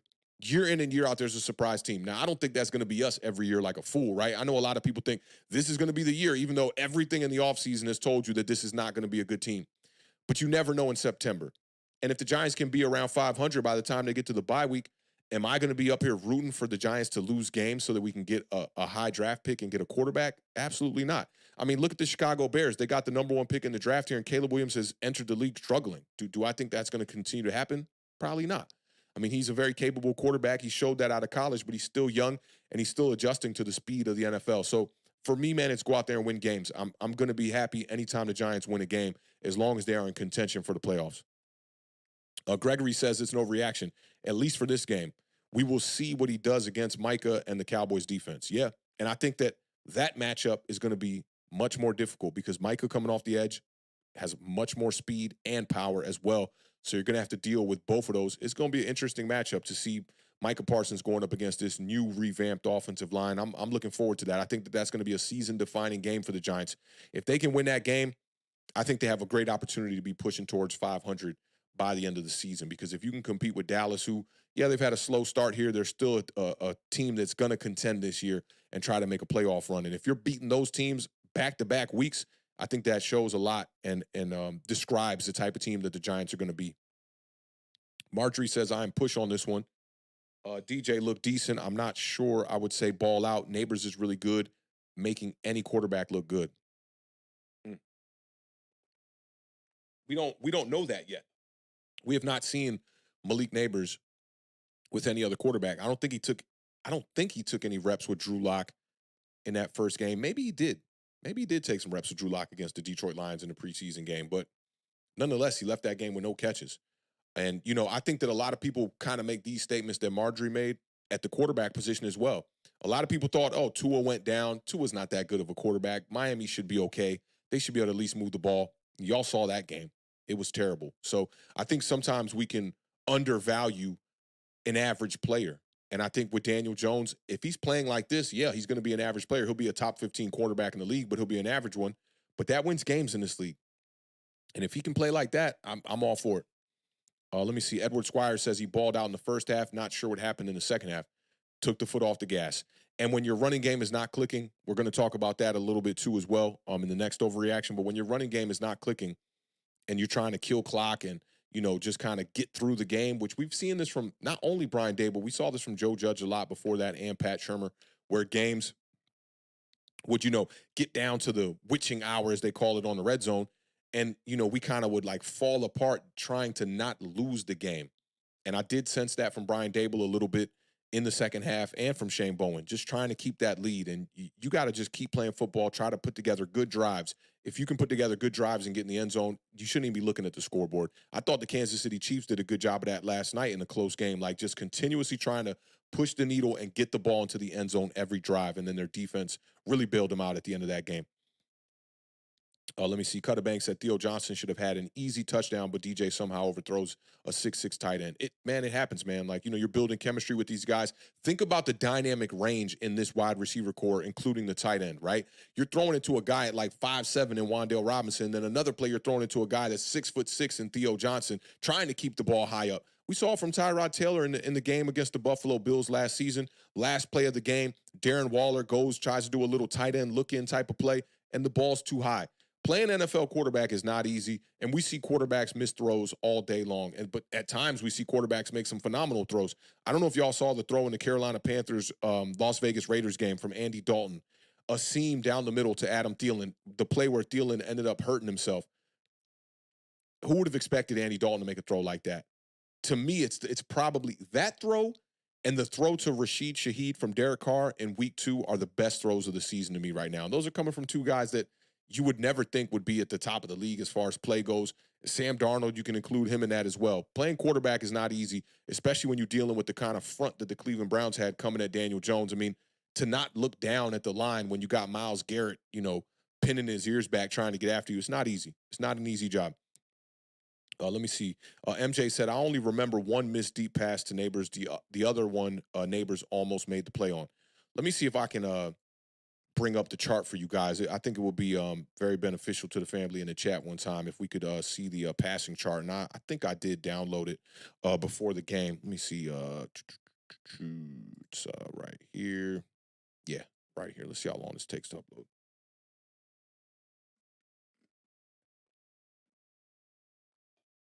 So this is Daniel Jones' passing chart on the day. A ton of short passes for sure.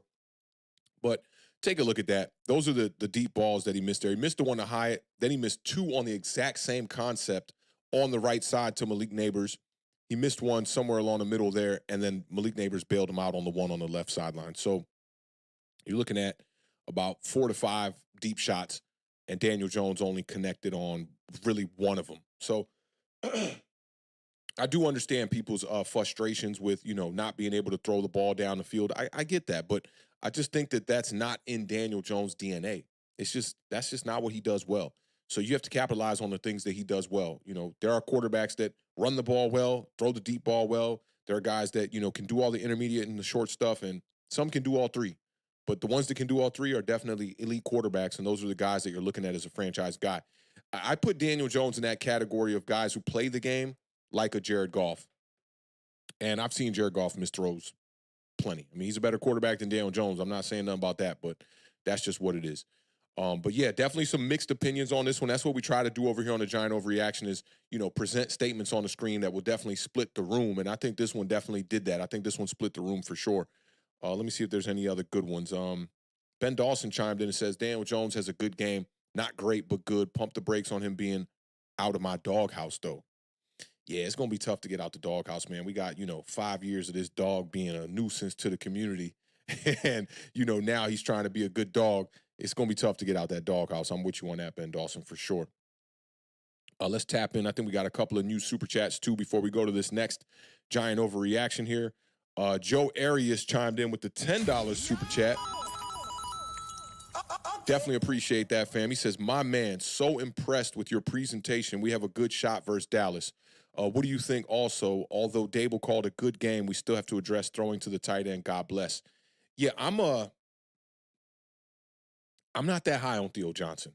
Like, so far, I think it was a panic draft pick and maybe a waste of a draft pick. I just think, he lacks, dynamic explosivity from the position. He's not a great blocker. You saw them kind of experimenting with Daniel Bellinger in the second half, and he's not a good blocker as well. He got flagged for the holding penalty that took away the 10-yard run from Daniel Jones. I think it's crazy because I can't even believe I'm about to say this, to be honest. The Giants have addressed tight end every year that Joe Shane has been here, The first year being Daniel Bellinger. The second year they brought in Darren Waller. They traded a third-round pick for him, and then they brought in Theo Johnson in the fourth round. I think we still need to address tight end. As crazy as it sounds, I think next year they're still going to have to bring in a guy. I prefer a guy who has a skill set that you can rely on. It's very rare that you see the hybrid tight end, the guys who can, block up front in the running game and sometimes in pass pro when you're running 12, 13 personnel and be able to stretch the field and make some of those plays down the field, the seam routes and things like that. It's rare that you get those George Kittle type of tight ends. Sam Laporta, those kind of guys. So I prefer a guy that just has one of the skill sets pat down. I thought Mike Gesicki would have been a good move this year, good cheap move this year. And, being that Daniel Jones is the quarterback that you invested in, you got to put weapons around him. And I thought like this Theo Johnson pick, you're with a quarterback on the kind of contract that Daniel Jones is under, and you already paid some cornerstone pieces like Andrew Thomas, Dexter Lawrence. You have to try to win now, and that's what Joe Schoen is trying to do. And I just thought like trying to develop a tight end like Theo Johnson, who really didn't get a bunch of targets at Penn State when he was over there, and hope that he can, be an addition and be, productive in this offense in his first year. I thought that was a bit of a reach. And, it's not to say that Theo Johnson can't develop into a guy. I mean, his stature is huge. He can be a guy, but I just don't know where he's going to fit in. Like, not the greatest blocker yet. Maybe he can get better at that. But so far, I'm just not sold on Theo Johnson. But appreciate the comments, man, about the presentation and whatnot. Shout out to Joe, man, for donating to the channel, man. That definitely means a lot. Alvaro Orion donating one time with the 1,000 CLP one time in the building. Y'all be everywhere, man. Shout out to Alvaro. He says, shout out to you for keeping it 100. Let's go Giants. I try, bro. Like, I don't even feel right if I'm not keeping it 100 with people and just, like, keeping it as honest as I can keep it. And I think that Daniel Jones played a really good game in this one. I thought the defense did really good. Obviously, there are some things to work on, but from where we were at, where I thought we would be at this point in the season, man, if you could have came away with a victory against Washington, the Giants are sitting at 2-1, and that's just a crazy thing to think about, man. Like, I didn't think that this team would be competing like this in 2 out of the 3 games, but this was, looked at as a bit of the easier part of our schedule. You got pretty much blown out against the Minnesota Vikings, so maybe this Browns game is like we're taking one back, and the Giants really are like a 1-2 type of team going into this situation. So I think we're in a good place here in the NFC and in the division. But we'll see how things, pan out moving forward. But big shout out to Alvaro, man. I definitely appreciate that.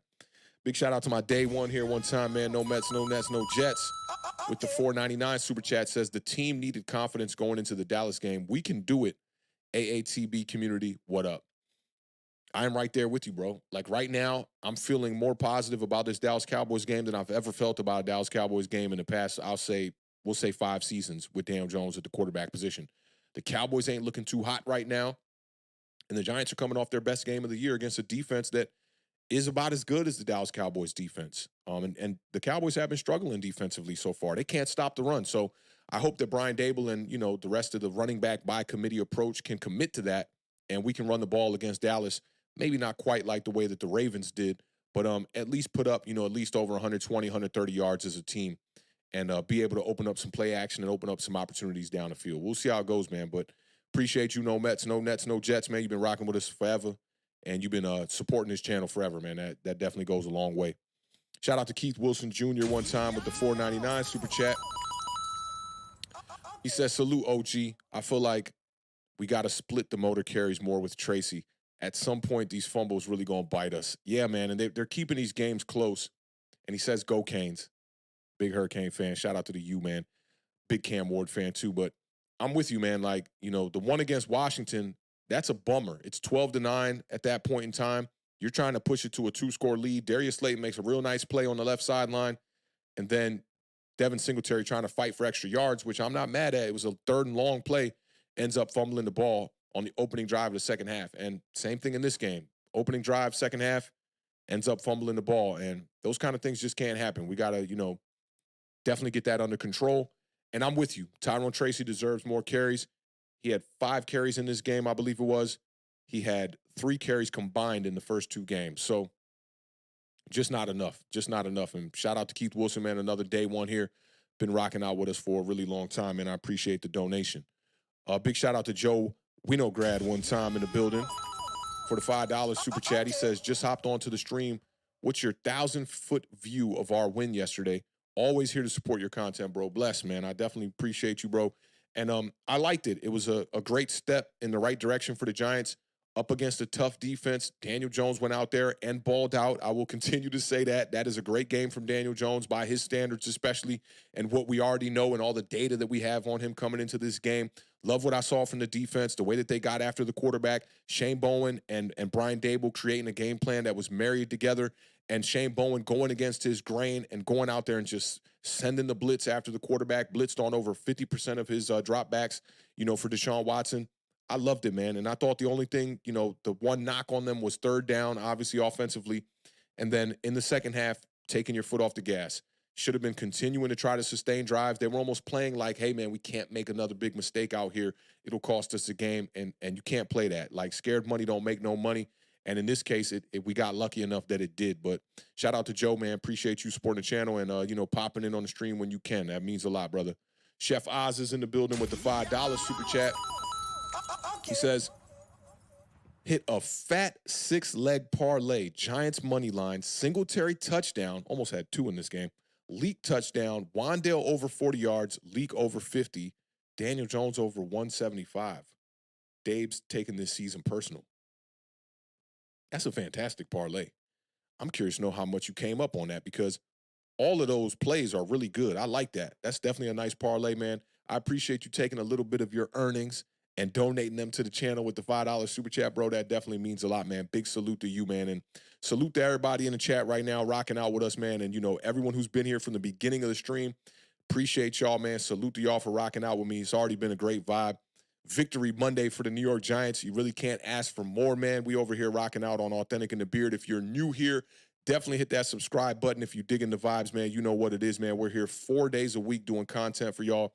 And would not have it no other way, man. I love talking ball, and being able to, pay some bills with talking ball is amazing, man. And I couldn't have did anything that I've done on the Bleacher Report community without y'all over here helping me build the foundation of the Authentic and the Beard community with the best co-host in the country. Make sure y'all pull up tomorrow, 7 p.m. Eastern Standard Time. We're going to be doing the whole entire NFC East recap as well, and talking about this Giants game a little bit more in depth, man. It's always good to have another day to go dig into the All-22, get some of these statistics, take a look at the PFF ratings and whatnot, which are probably out by now, and come to that stream tomorrow with a little bit more data for y'all. But we're going to enjoy the vibes today and talk about, just the way the New York Giants, executed in this game and came away with that 21-15 victory. So let's get off into this next one.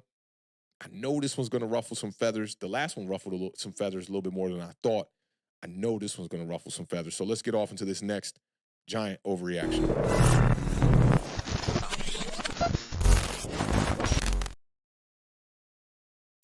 Let's talk about it, y'all. I know a lot of Giants fans, anytime I mention Saquon Barkley, they're like, can we stop talking about him? He's an Eagle now. And I just think it's something that we're going to have to keep our eyes on for the entire year, to be honest, because we brought in a new running back, and we're trying to go with this running back by committee type of situation. And so far, they really have not committed to that. But in this game, Devin Singletary had 16 rushes for 65 yards, 4.1 yards per carry. Now, I don't like to do this, and I never liked it when people did this with Saquon, because we knew that Saquon was a home run hitter, and people would always be like, well, if you take away the home run, this is what his numbers were. So let's kind of, give out a bit of that same medicine here with the Devin Singletary situation. He had the 43-yard run on the last run of the game, and that was his longest run since 2021. If you took away that long run, he was averaging 1.4 yards per carry. That would be 15 rushes for 22 yards, y'all. That reminds me of what we saw on the Houston Texans preseason opener, where he was averaging 2 yards per carry. He had 10 carries for just 20 yards. And I think that if the Giants are going to want to see success, we need a more sustained running game. I think that the reason why we wanted to see, a guy like Devin Singletary be a part of running back by committee was to spread the ball out a little bit more, but also to have more of a straightforward type of running game. And I think that with Saquon Barkley in the mix, things would obviously change, right? Now, this comes from the homie Big Facts. Awesome name. Big shout out to Big Facts. He says, imagine Saquon with Neighbors. How does Joe Sain get a pass? And there are some details to talk about here. Now, we brought it up in one of the super chats just recently that Tyrone Tracy, I think it was Keith Wilson Jr. who brought it up, that said Tyrone Tracy deserves more touches, and he wants to see this be a little bit more split. 5 carries for 23 yards for Tyrone Tracy. He was averaging 4.6 yards per carry, and I felt like he was the more straightforward type of runner in this game. Now, Devin Singletary is a very solid, durable running back that has not dealt with injuries. He normally doesn't have a fumbling issue either, but to have these fumbles in back-to-back games is definitely an issue and a concern in the second half. And maybe that kind of, and this might be reading into it a little bit too deep, but maybe that's just kind of showing that when Devin Singletary has a little bit of wear and tear as a lead back, he's kind of breaking down a little bit in the second half. Now, my homie Mil Kiper, he's at Big Bloody Blue on Twitter. I wish I was streaming on Twitter right now so he could see this, but he says, I will forever feel that Shane dropped the ball on this one, scratching my head, talking about the Saquon Barkley type of situation. Now, Devin Singletary right now is 14th, 14th in the NFL in rushing, 197 yards right now, 2 touchdowns, and he is a pretty good running back one. I will say that. But I think he's better suited as a guy that is a part of a committee, and that's what we're talking about here. Now, Saquon has always been a game breaker. Saquon leads the league right now in rushing yards, 351 rushing yards. He leads the league in rushing touchdowns with 4. There's a lot of football left. It's still very early. But these are the things that I would point the finger at Joe Shane about. Howie Roseman and the Philadelphia Eagles found a way. And yeah, they pushed some money into the future, but they found a way to have Saquon Barkley have the same cap hit this season as Devin Singletary has this season. And a lot of people have said, well, the Devin Singletary contract allows you to be able to get out of it this year with a 1-year out, but it has $9 million guaranteed. The franchise tag for running backs in 2024 was $11.9 million. So if that's the case, if your plan here is to getting out on this Devin Singletary 3-year contract and part ways with him with $9 million guaranteed, we're talking about a difference in $2 to $3 million of why we couldn't keep Saquon Barkley. Now, Shane has been building to compete. I don't care what he says, and he wants a little bit of, leadway as far as the fan base being patient, but he is building this team like he wants to compete. He paid the quarterback, he paid the left tackle, he paid Dexter Lawrence, right? You're bringing in guys like Brian Burns to get after the quarterback at $28 million a year, and you have a $40 million quarterback on this roster. And the main thing that everybody has said throughout his tenure is that he lacked weapons, right? So as a GM, why wouldn't you stack the weapons? And we're seeing Saquon Barkley. He took a 70-yard run to the house over here just in Philadelphia just on Sunday, or in New Orleans versus the Saints in that game. And I wrote this down: the GM giveth and the GM taketh away. Because every time we build upon something, like you could look at the secondary the same way with Xavier McKinney, who's having a fantastic year. He's got an interception in every game over there in Green Bay. And there was not even a thought to bring him back to be the safety for the New York Giants. And yeah, we drafted one of the top safety in this draft in Tyler Nubin, but it would be nice to stack up those pieces. And I feel the same way about the Saquon Barkley situation. Imagine Malik Neighbors and Saquon Barkley, those two dynamic threats on the field at the same time. And we're seeing Saquon Barkley do this in Philly with A.J. Brown not on the field. A newly revamped offensive line as well. So for me, I have to agree with this statement on the screen. Joe Shane's not going to get a pass on this, and I think that John Mara is going to feel the exact same way. And Saquon did tweet out after the game, and I love to see this. He said, y'all going to hate on it, but I don't care. Malik Neighbors is like that. So even a guy who's now on a whole nother team in the division is recognizing the type of playmaker that Malik Neighbors is. And we saw this with Dave Gettleman, and I can see people already talking about this in the chat. I just saw a couple come up. Jaden says something about it. We drafted Saquon Barkley to extend the quarterback life of Eli Manning, and then 1 year later, they trade away Odell Beckham. In this case here, I think we would have been better served having a guy like Saquon on the roster, and I still don't understand why people make a big deal about running back contracts. I understand Saquon is 27 years old, but this idea that he was going to fall off a cliff and that Joe Shane thought that he was going to be valued at $7 million, I just don't see any possible way that could have happened. A guy like Saquon Barkley, who, when healthy, he's a top 5 running back in this league. And right now, he's looking like a top running back in this league. With CMC sidelined on IR right now, who's a better running back than Saquon Barkley? I think Derrick Henry's probably giving him a good run for his money now that he's kind of getting settled in with the Baltimore Ravens and had a huge day against the Dallas Cowboys. But I'm going to sit up here and say that this is not an overreaction. And I agree with this statement on the screen. Let me see what y'all are talking about in the chat here. I'll scroll back just a little bit here and see what we got here.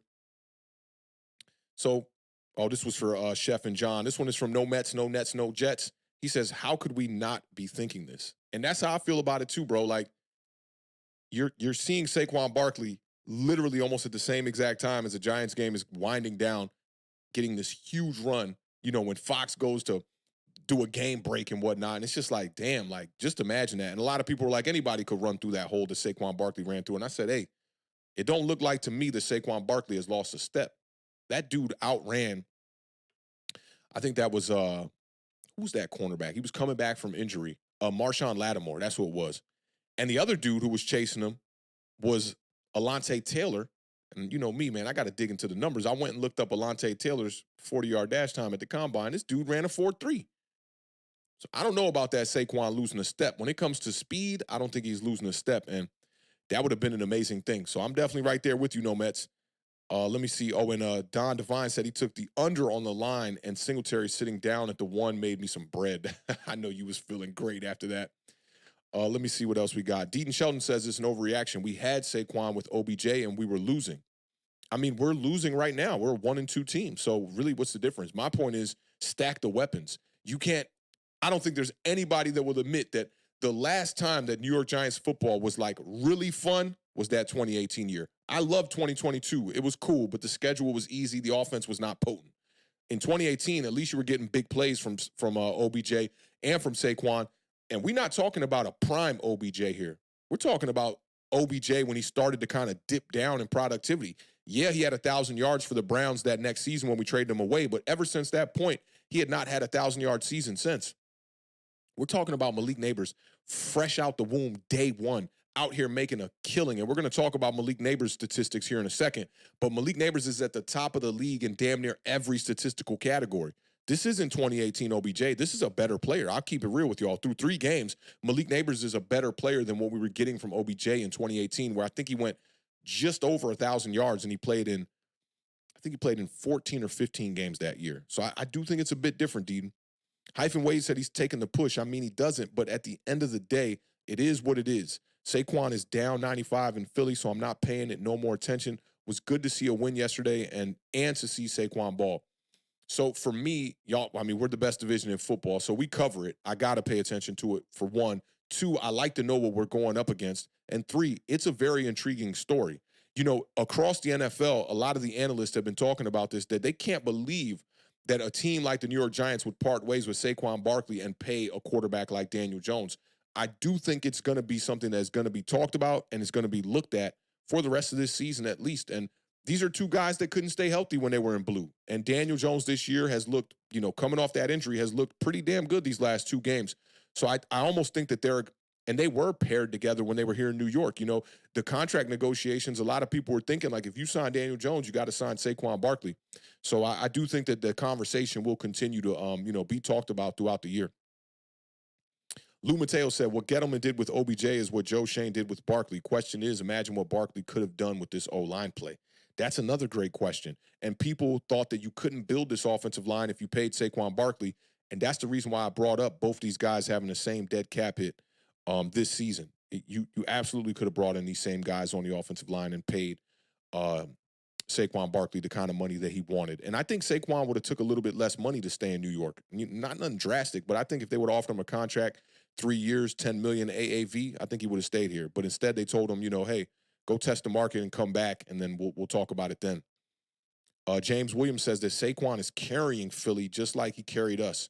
Yeah, man, they're dealing with some big injuries over there. No A.J. Brown. Devonta Smith got smacked in that game and left the game with a concussion. Really dirty play, I thought, as well.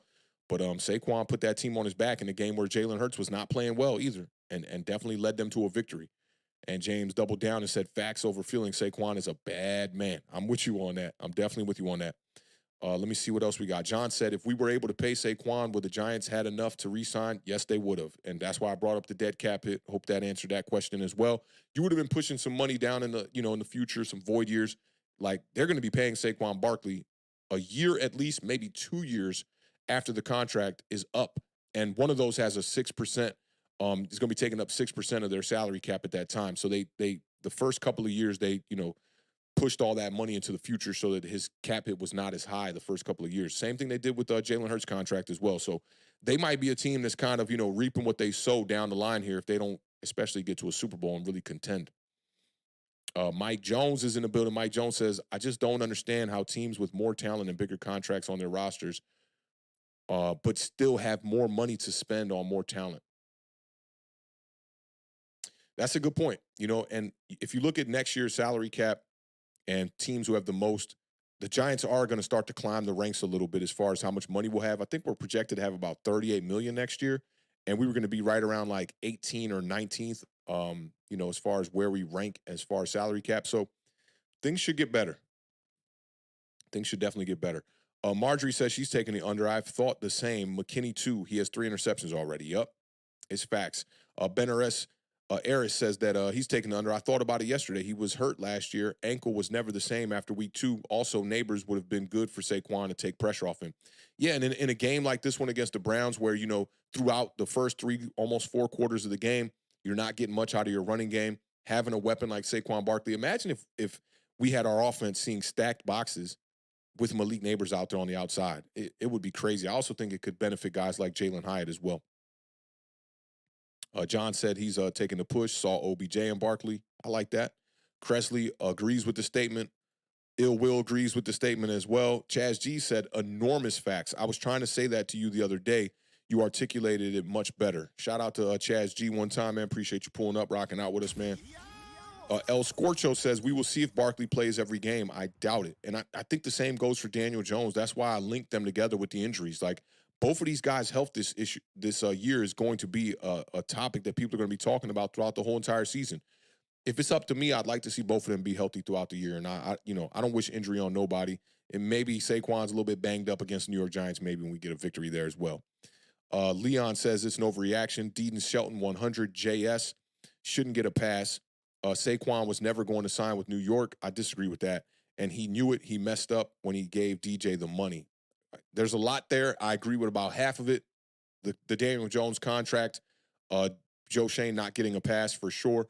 But I don't think that Saquon was never going to sign with New York. I think the negotiations did go a little bit sour when they franchise tagged him, especially after the year that he put up in 2022 where he was 4th in the NFL in rushing. He was the identity of the offense in 2022 and a big part why we went to the playoffs. And I think that they kind of shifted that when he didn't sign that initial contract, pivoted, gave Daniel Jones the $40 million. And I think it was a little bit overvalued in what Daniel Jones contributed to the offense that year. But a lot going on there. I agree with a lot of what you're saying there, though, Leon. Kareem Yee taking the under. Chris P said he's taking the under. Game recognizes game. Having Barkley on the roster would have kept the defense honest. That's very true. Alvaro Ryan says he's taking the push. If my grandma had wheels, she'd be a bicycle. I like that reference. I've never heard that one. That's kind of wild. Let me see what else we got here. AJ Nick said that when Saquon was in New York, teams zoned in on him, played their big base 3-4-4-3 with the strong safety in the box. He did not have OBJ or now than Neighbors. Yeah, I mean, that's the thing is like when they were stacking the box, it was Richie James, Darius Slayton, and I'm trying to think who played third fiddle. Wandale Robinson was there for a little bit. Who was the other wide receiver on the outside that year? They messed around with Marcus Johnson, David Sills for a little bit. Yeah, you didn't have the weapons, and that team won 9 games. Gregory says he's taking the under. Barkley was the man and a huge threat. Edward Squire says it's an overreaction, and I like your response to the Saquon aspect of it. Salute to you, Edward. Let me see. AJ Nick says same contract issues. Giants offered 15. Saquon wanted 17. I didn't hear those reports. 17. Saquon wanted $17 million a year. I didn't hear that report. AJ Nick said also that when Gettleman drafted Saquon, OBJ was traded the following season because Saquon came here in 2018 and OBJ and Saquon played 1 year together. And then in 2019, before they drafted Daniel Jones, they traded away Odell Beckham to the Browns. Let me see what else we got. Diet Ghost is in the building, says if Shane really thinks he's going to turn this into a competitive team without getting rid of Jones and solidifying our other areas of need, he's crazy. One injury means disaster. I totally agree with you on that. No Met says that the run blocking hasn't been good, and that's a good point too. Like Greg Van Roten struggled in this game. I can't wait to look at the PFF grades. and really go back and look at the all-22 and really assess how the offensive line played in this game. But it didn't look too great. It definitely didn't look too great. Omega Supreme says we won't know what we are or have till week 4. Daboll, our identity will be on this Thursday night game. It'll show us if we are ascending or descending. This is a great point right here, Omega. I'm 100% in agreement with you there. Royal Money Entertainment says we have to trade for a running back. I don't think we can trade for a running back, and I think that Devin Singletary is very capable of being the guy that can be the lead back in this room. I think we just need to divvy up the carries a little bit more. What's going on with Eric Gray? Is Eric Gray just a special teams piece? Because that doesn't make any sense. I think where did we draft Eric Gray? I don't want to misquote y'all. Let me look up where Eric Gray was drafted and in what round he was drafted, just so I can be accurate for that for the people that are going to be rewatching this stream. Because I feel like he was a 5th rounder.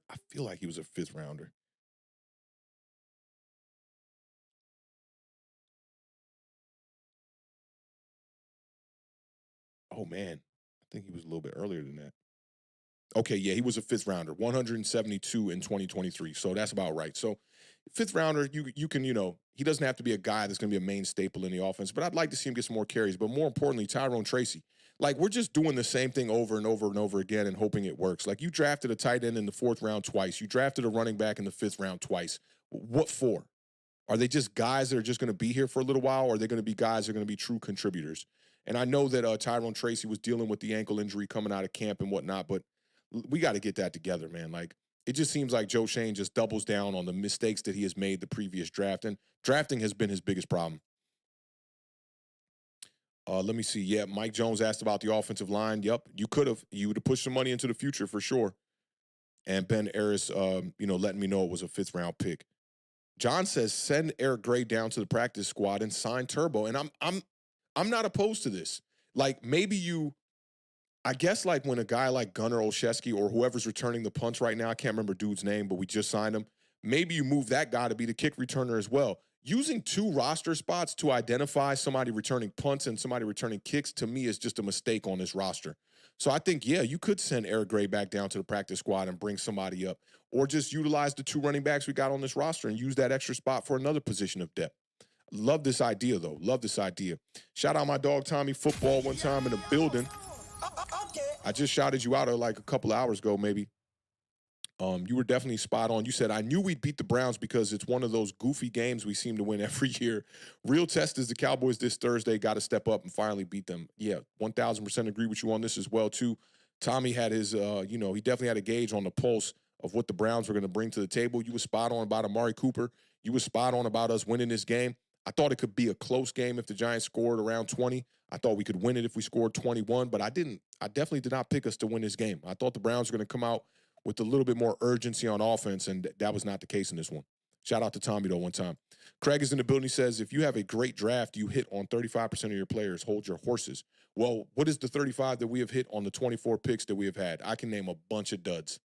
And honestly, you have to assess top 10 picks a certain way. You remember when Joe Schoen said, well, yeah, we have the 5th and the 7th pick, and there's really, it's almost impossible to screw up those kind of picks. Well, you screwed up one of them already, definitely, with Evan Neal. And I can't, as a fan, I can't fault him that much, because when I was, looking at the draft during that time in 2022, I thought that Evan Neal would be a really good pick. And when we had Evan Neal and Kayvon Thibodeau and we left the 1st round, I was like, fantastic. But these guys are getting paid the money to make the right decisions. I'm up here just talking ball from a fan perspective, and all of us are just fans here. And yeah, we thought Evan Neal and Kayvon Thibodeau were the right picks. But to leave the top 10 with those 2 guys, it's not looking all that great right now. Kayvon is a player that I'm never going to say he's a bust with the way that he has put pen to paper the first couple of years. But, like, these drafts been terrible. They've been terrible. Like, what are we doing with Daniel Bellinger? Look at what Cordell Flott has brought to the table thus far as a guy who was drafted in the top 3 rounds. Wan'Dale Robinson over George Pickens? I don't know, bro. I guess I'll hold the horses to at least see what this draft class does, but we know we got Malik Neighbors. He's a guy. Dio Johnson, I don't know yet. Tyler Nubin looks okay so far. It takes safeties a little bit while to get accustomed to the NFL speed and game. Andrew Phillips looks like a really good pick so far, and a lot of people that was one of the picks that I was down on, and a lot of people in the Giants community as well. But thus far, these drafts have not been good. You had 11 picks in 2022. Well, what do we like from that draft?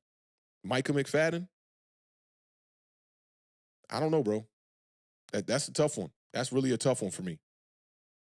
Yeah, I'm first two drafts, I look at Joe Shane like you whiffed. You whiffed on them drafts, bro.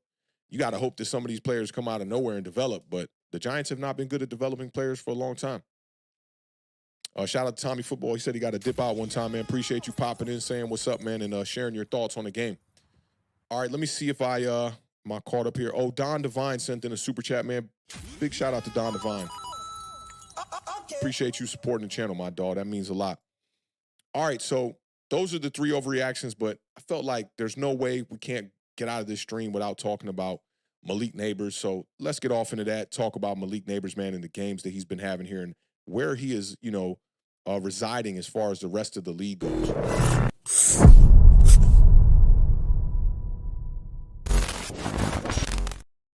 Man, this dude is a damn dog. Like, I thought it was going to take him a little bit of time, and I thought that, being that there was deficiencies at the quarterback position with Malik Neighbors, that it was going to take him some, a good while to hit the ground running. And this dude has just been off to a tear in these first three games here. And in this one, he had 8 catches for 78 yards. They did figure out, how to stop him in the second half and limited him to just 2 receptions when they put Denzel Ward on him. But 2 touchdowns in this game. And Brian Daboll is doing a fantastic job scheming him up in the red zone. The touchdown this week that was in the middle of the field, it looked just like the touchdown against the Commanders last week. And Brian Daboll's just doing a good job of getting him to kind of weave through traffic and getting him open. And Malik Neighbors is just one of them ones right now. I mean, he's not only looking like one of the best rookies in the NFL right now from a wide receiver or an offensive standpoint, he's looking like a guy that is competing with the veterans out here in this league. And I think it's going to be, just a short amount of time before this guy's going to start to be in that conversation with those guys like Justin Jefferson, like Jamar Chase, like the top premier wide receivers in the league, the A.J. Browns and the Devonta Smiths and the Tyreek Hills and all these guys. And another guy that I think is in that category as well is Rashee Rice. This dude has been outstanding for the Chiefs.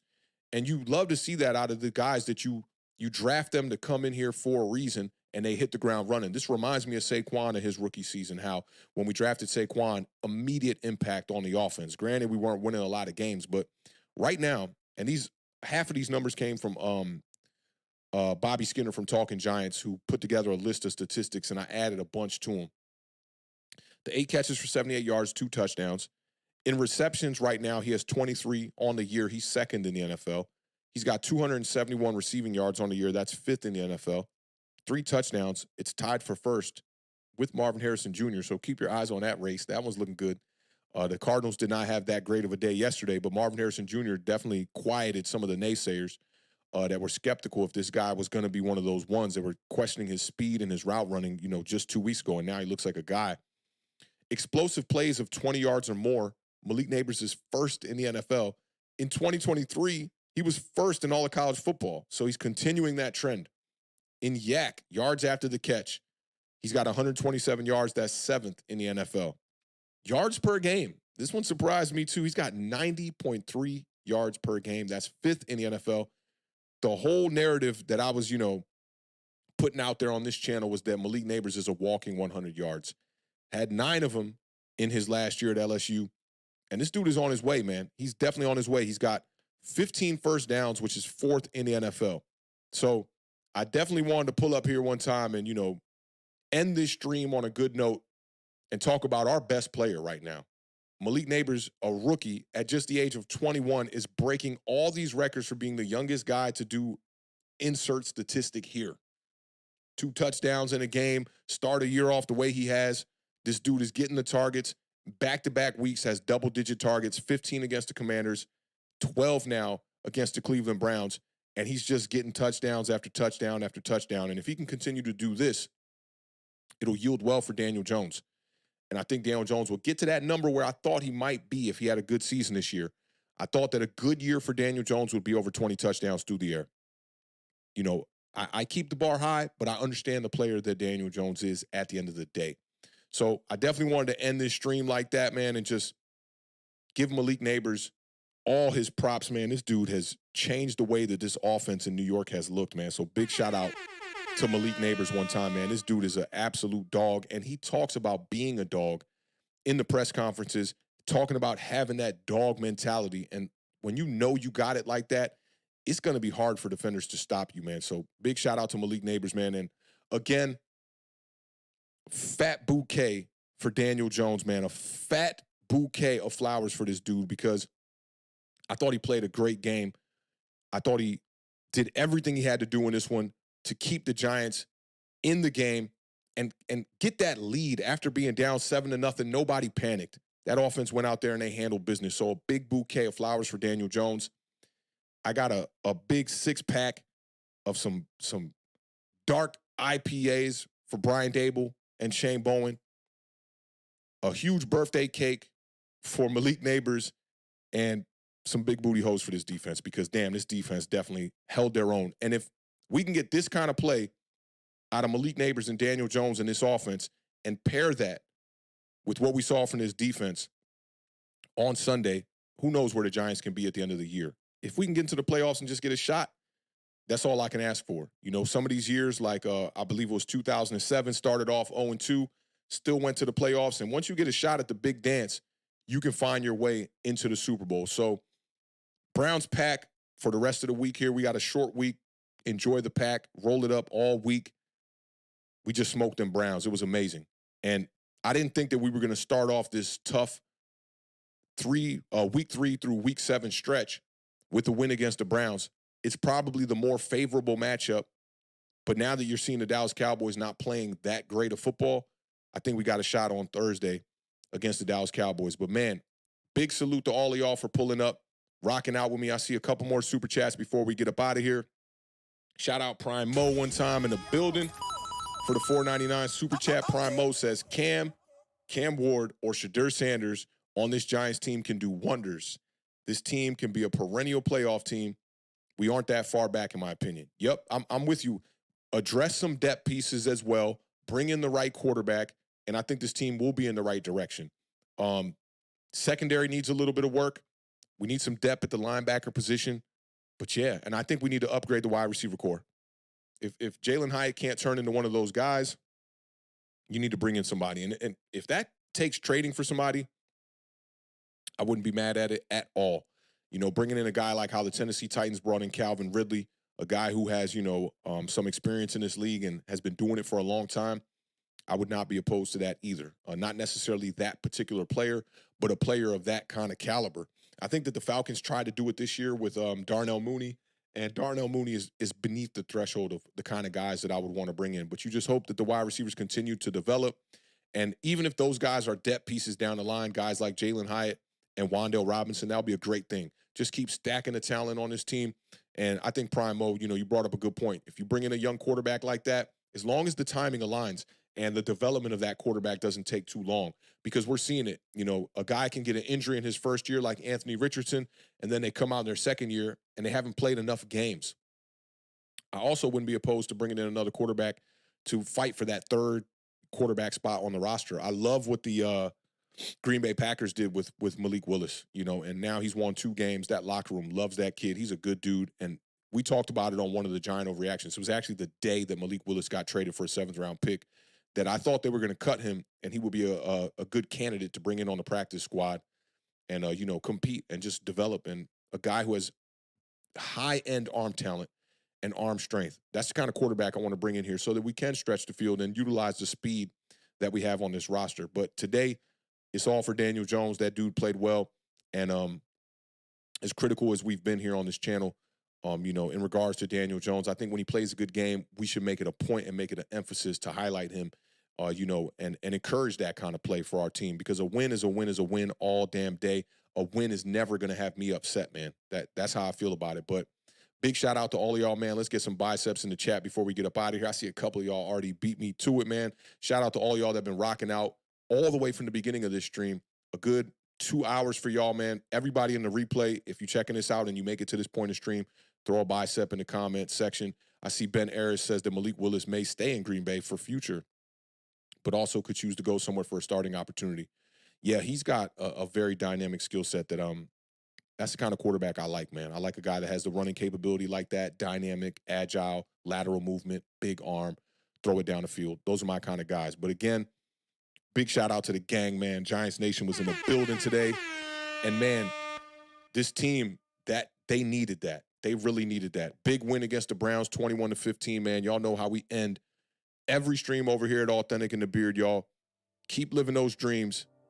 Keep raising that bar because the universe flows in Technicolor and surround sound. Rest in peace to the podcast GOAT, Combat Jack. And that's a wrap, y'all. I appreciate y'all. I see Sabrina's in the building, too. What's going on, Sabrina? I appreciate all of y'all spending y'all Monday afternoon with me, man. I definitely could not do this without y'all. I'll be on Bleacher Report on Wednesday, but before that, I'll be here tomorrow, 7 p.m. Eastern Standard Time, rocking out with the Beard, the best division in football, going over the whole entire NFC East, and maybe we'll leak out a little preview as to what's to come here on Thursday against those Dallas Cowboys. Y'all enjoy this Victory Monday. Man, feels good to have a W for the New York Giants. I'll catch y'all on the flip side, man. Y'all be good. Enjoy the rest of y'all week. Peace.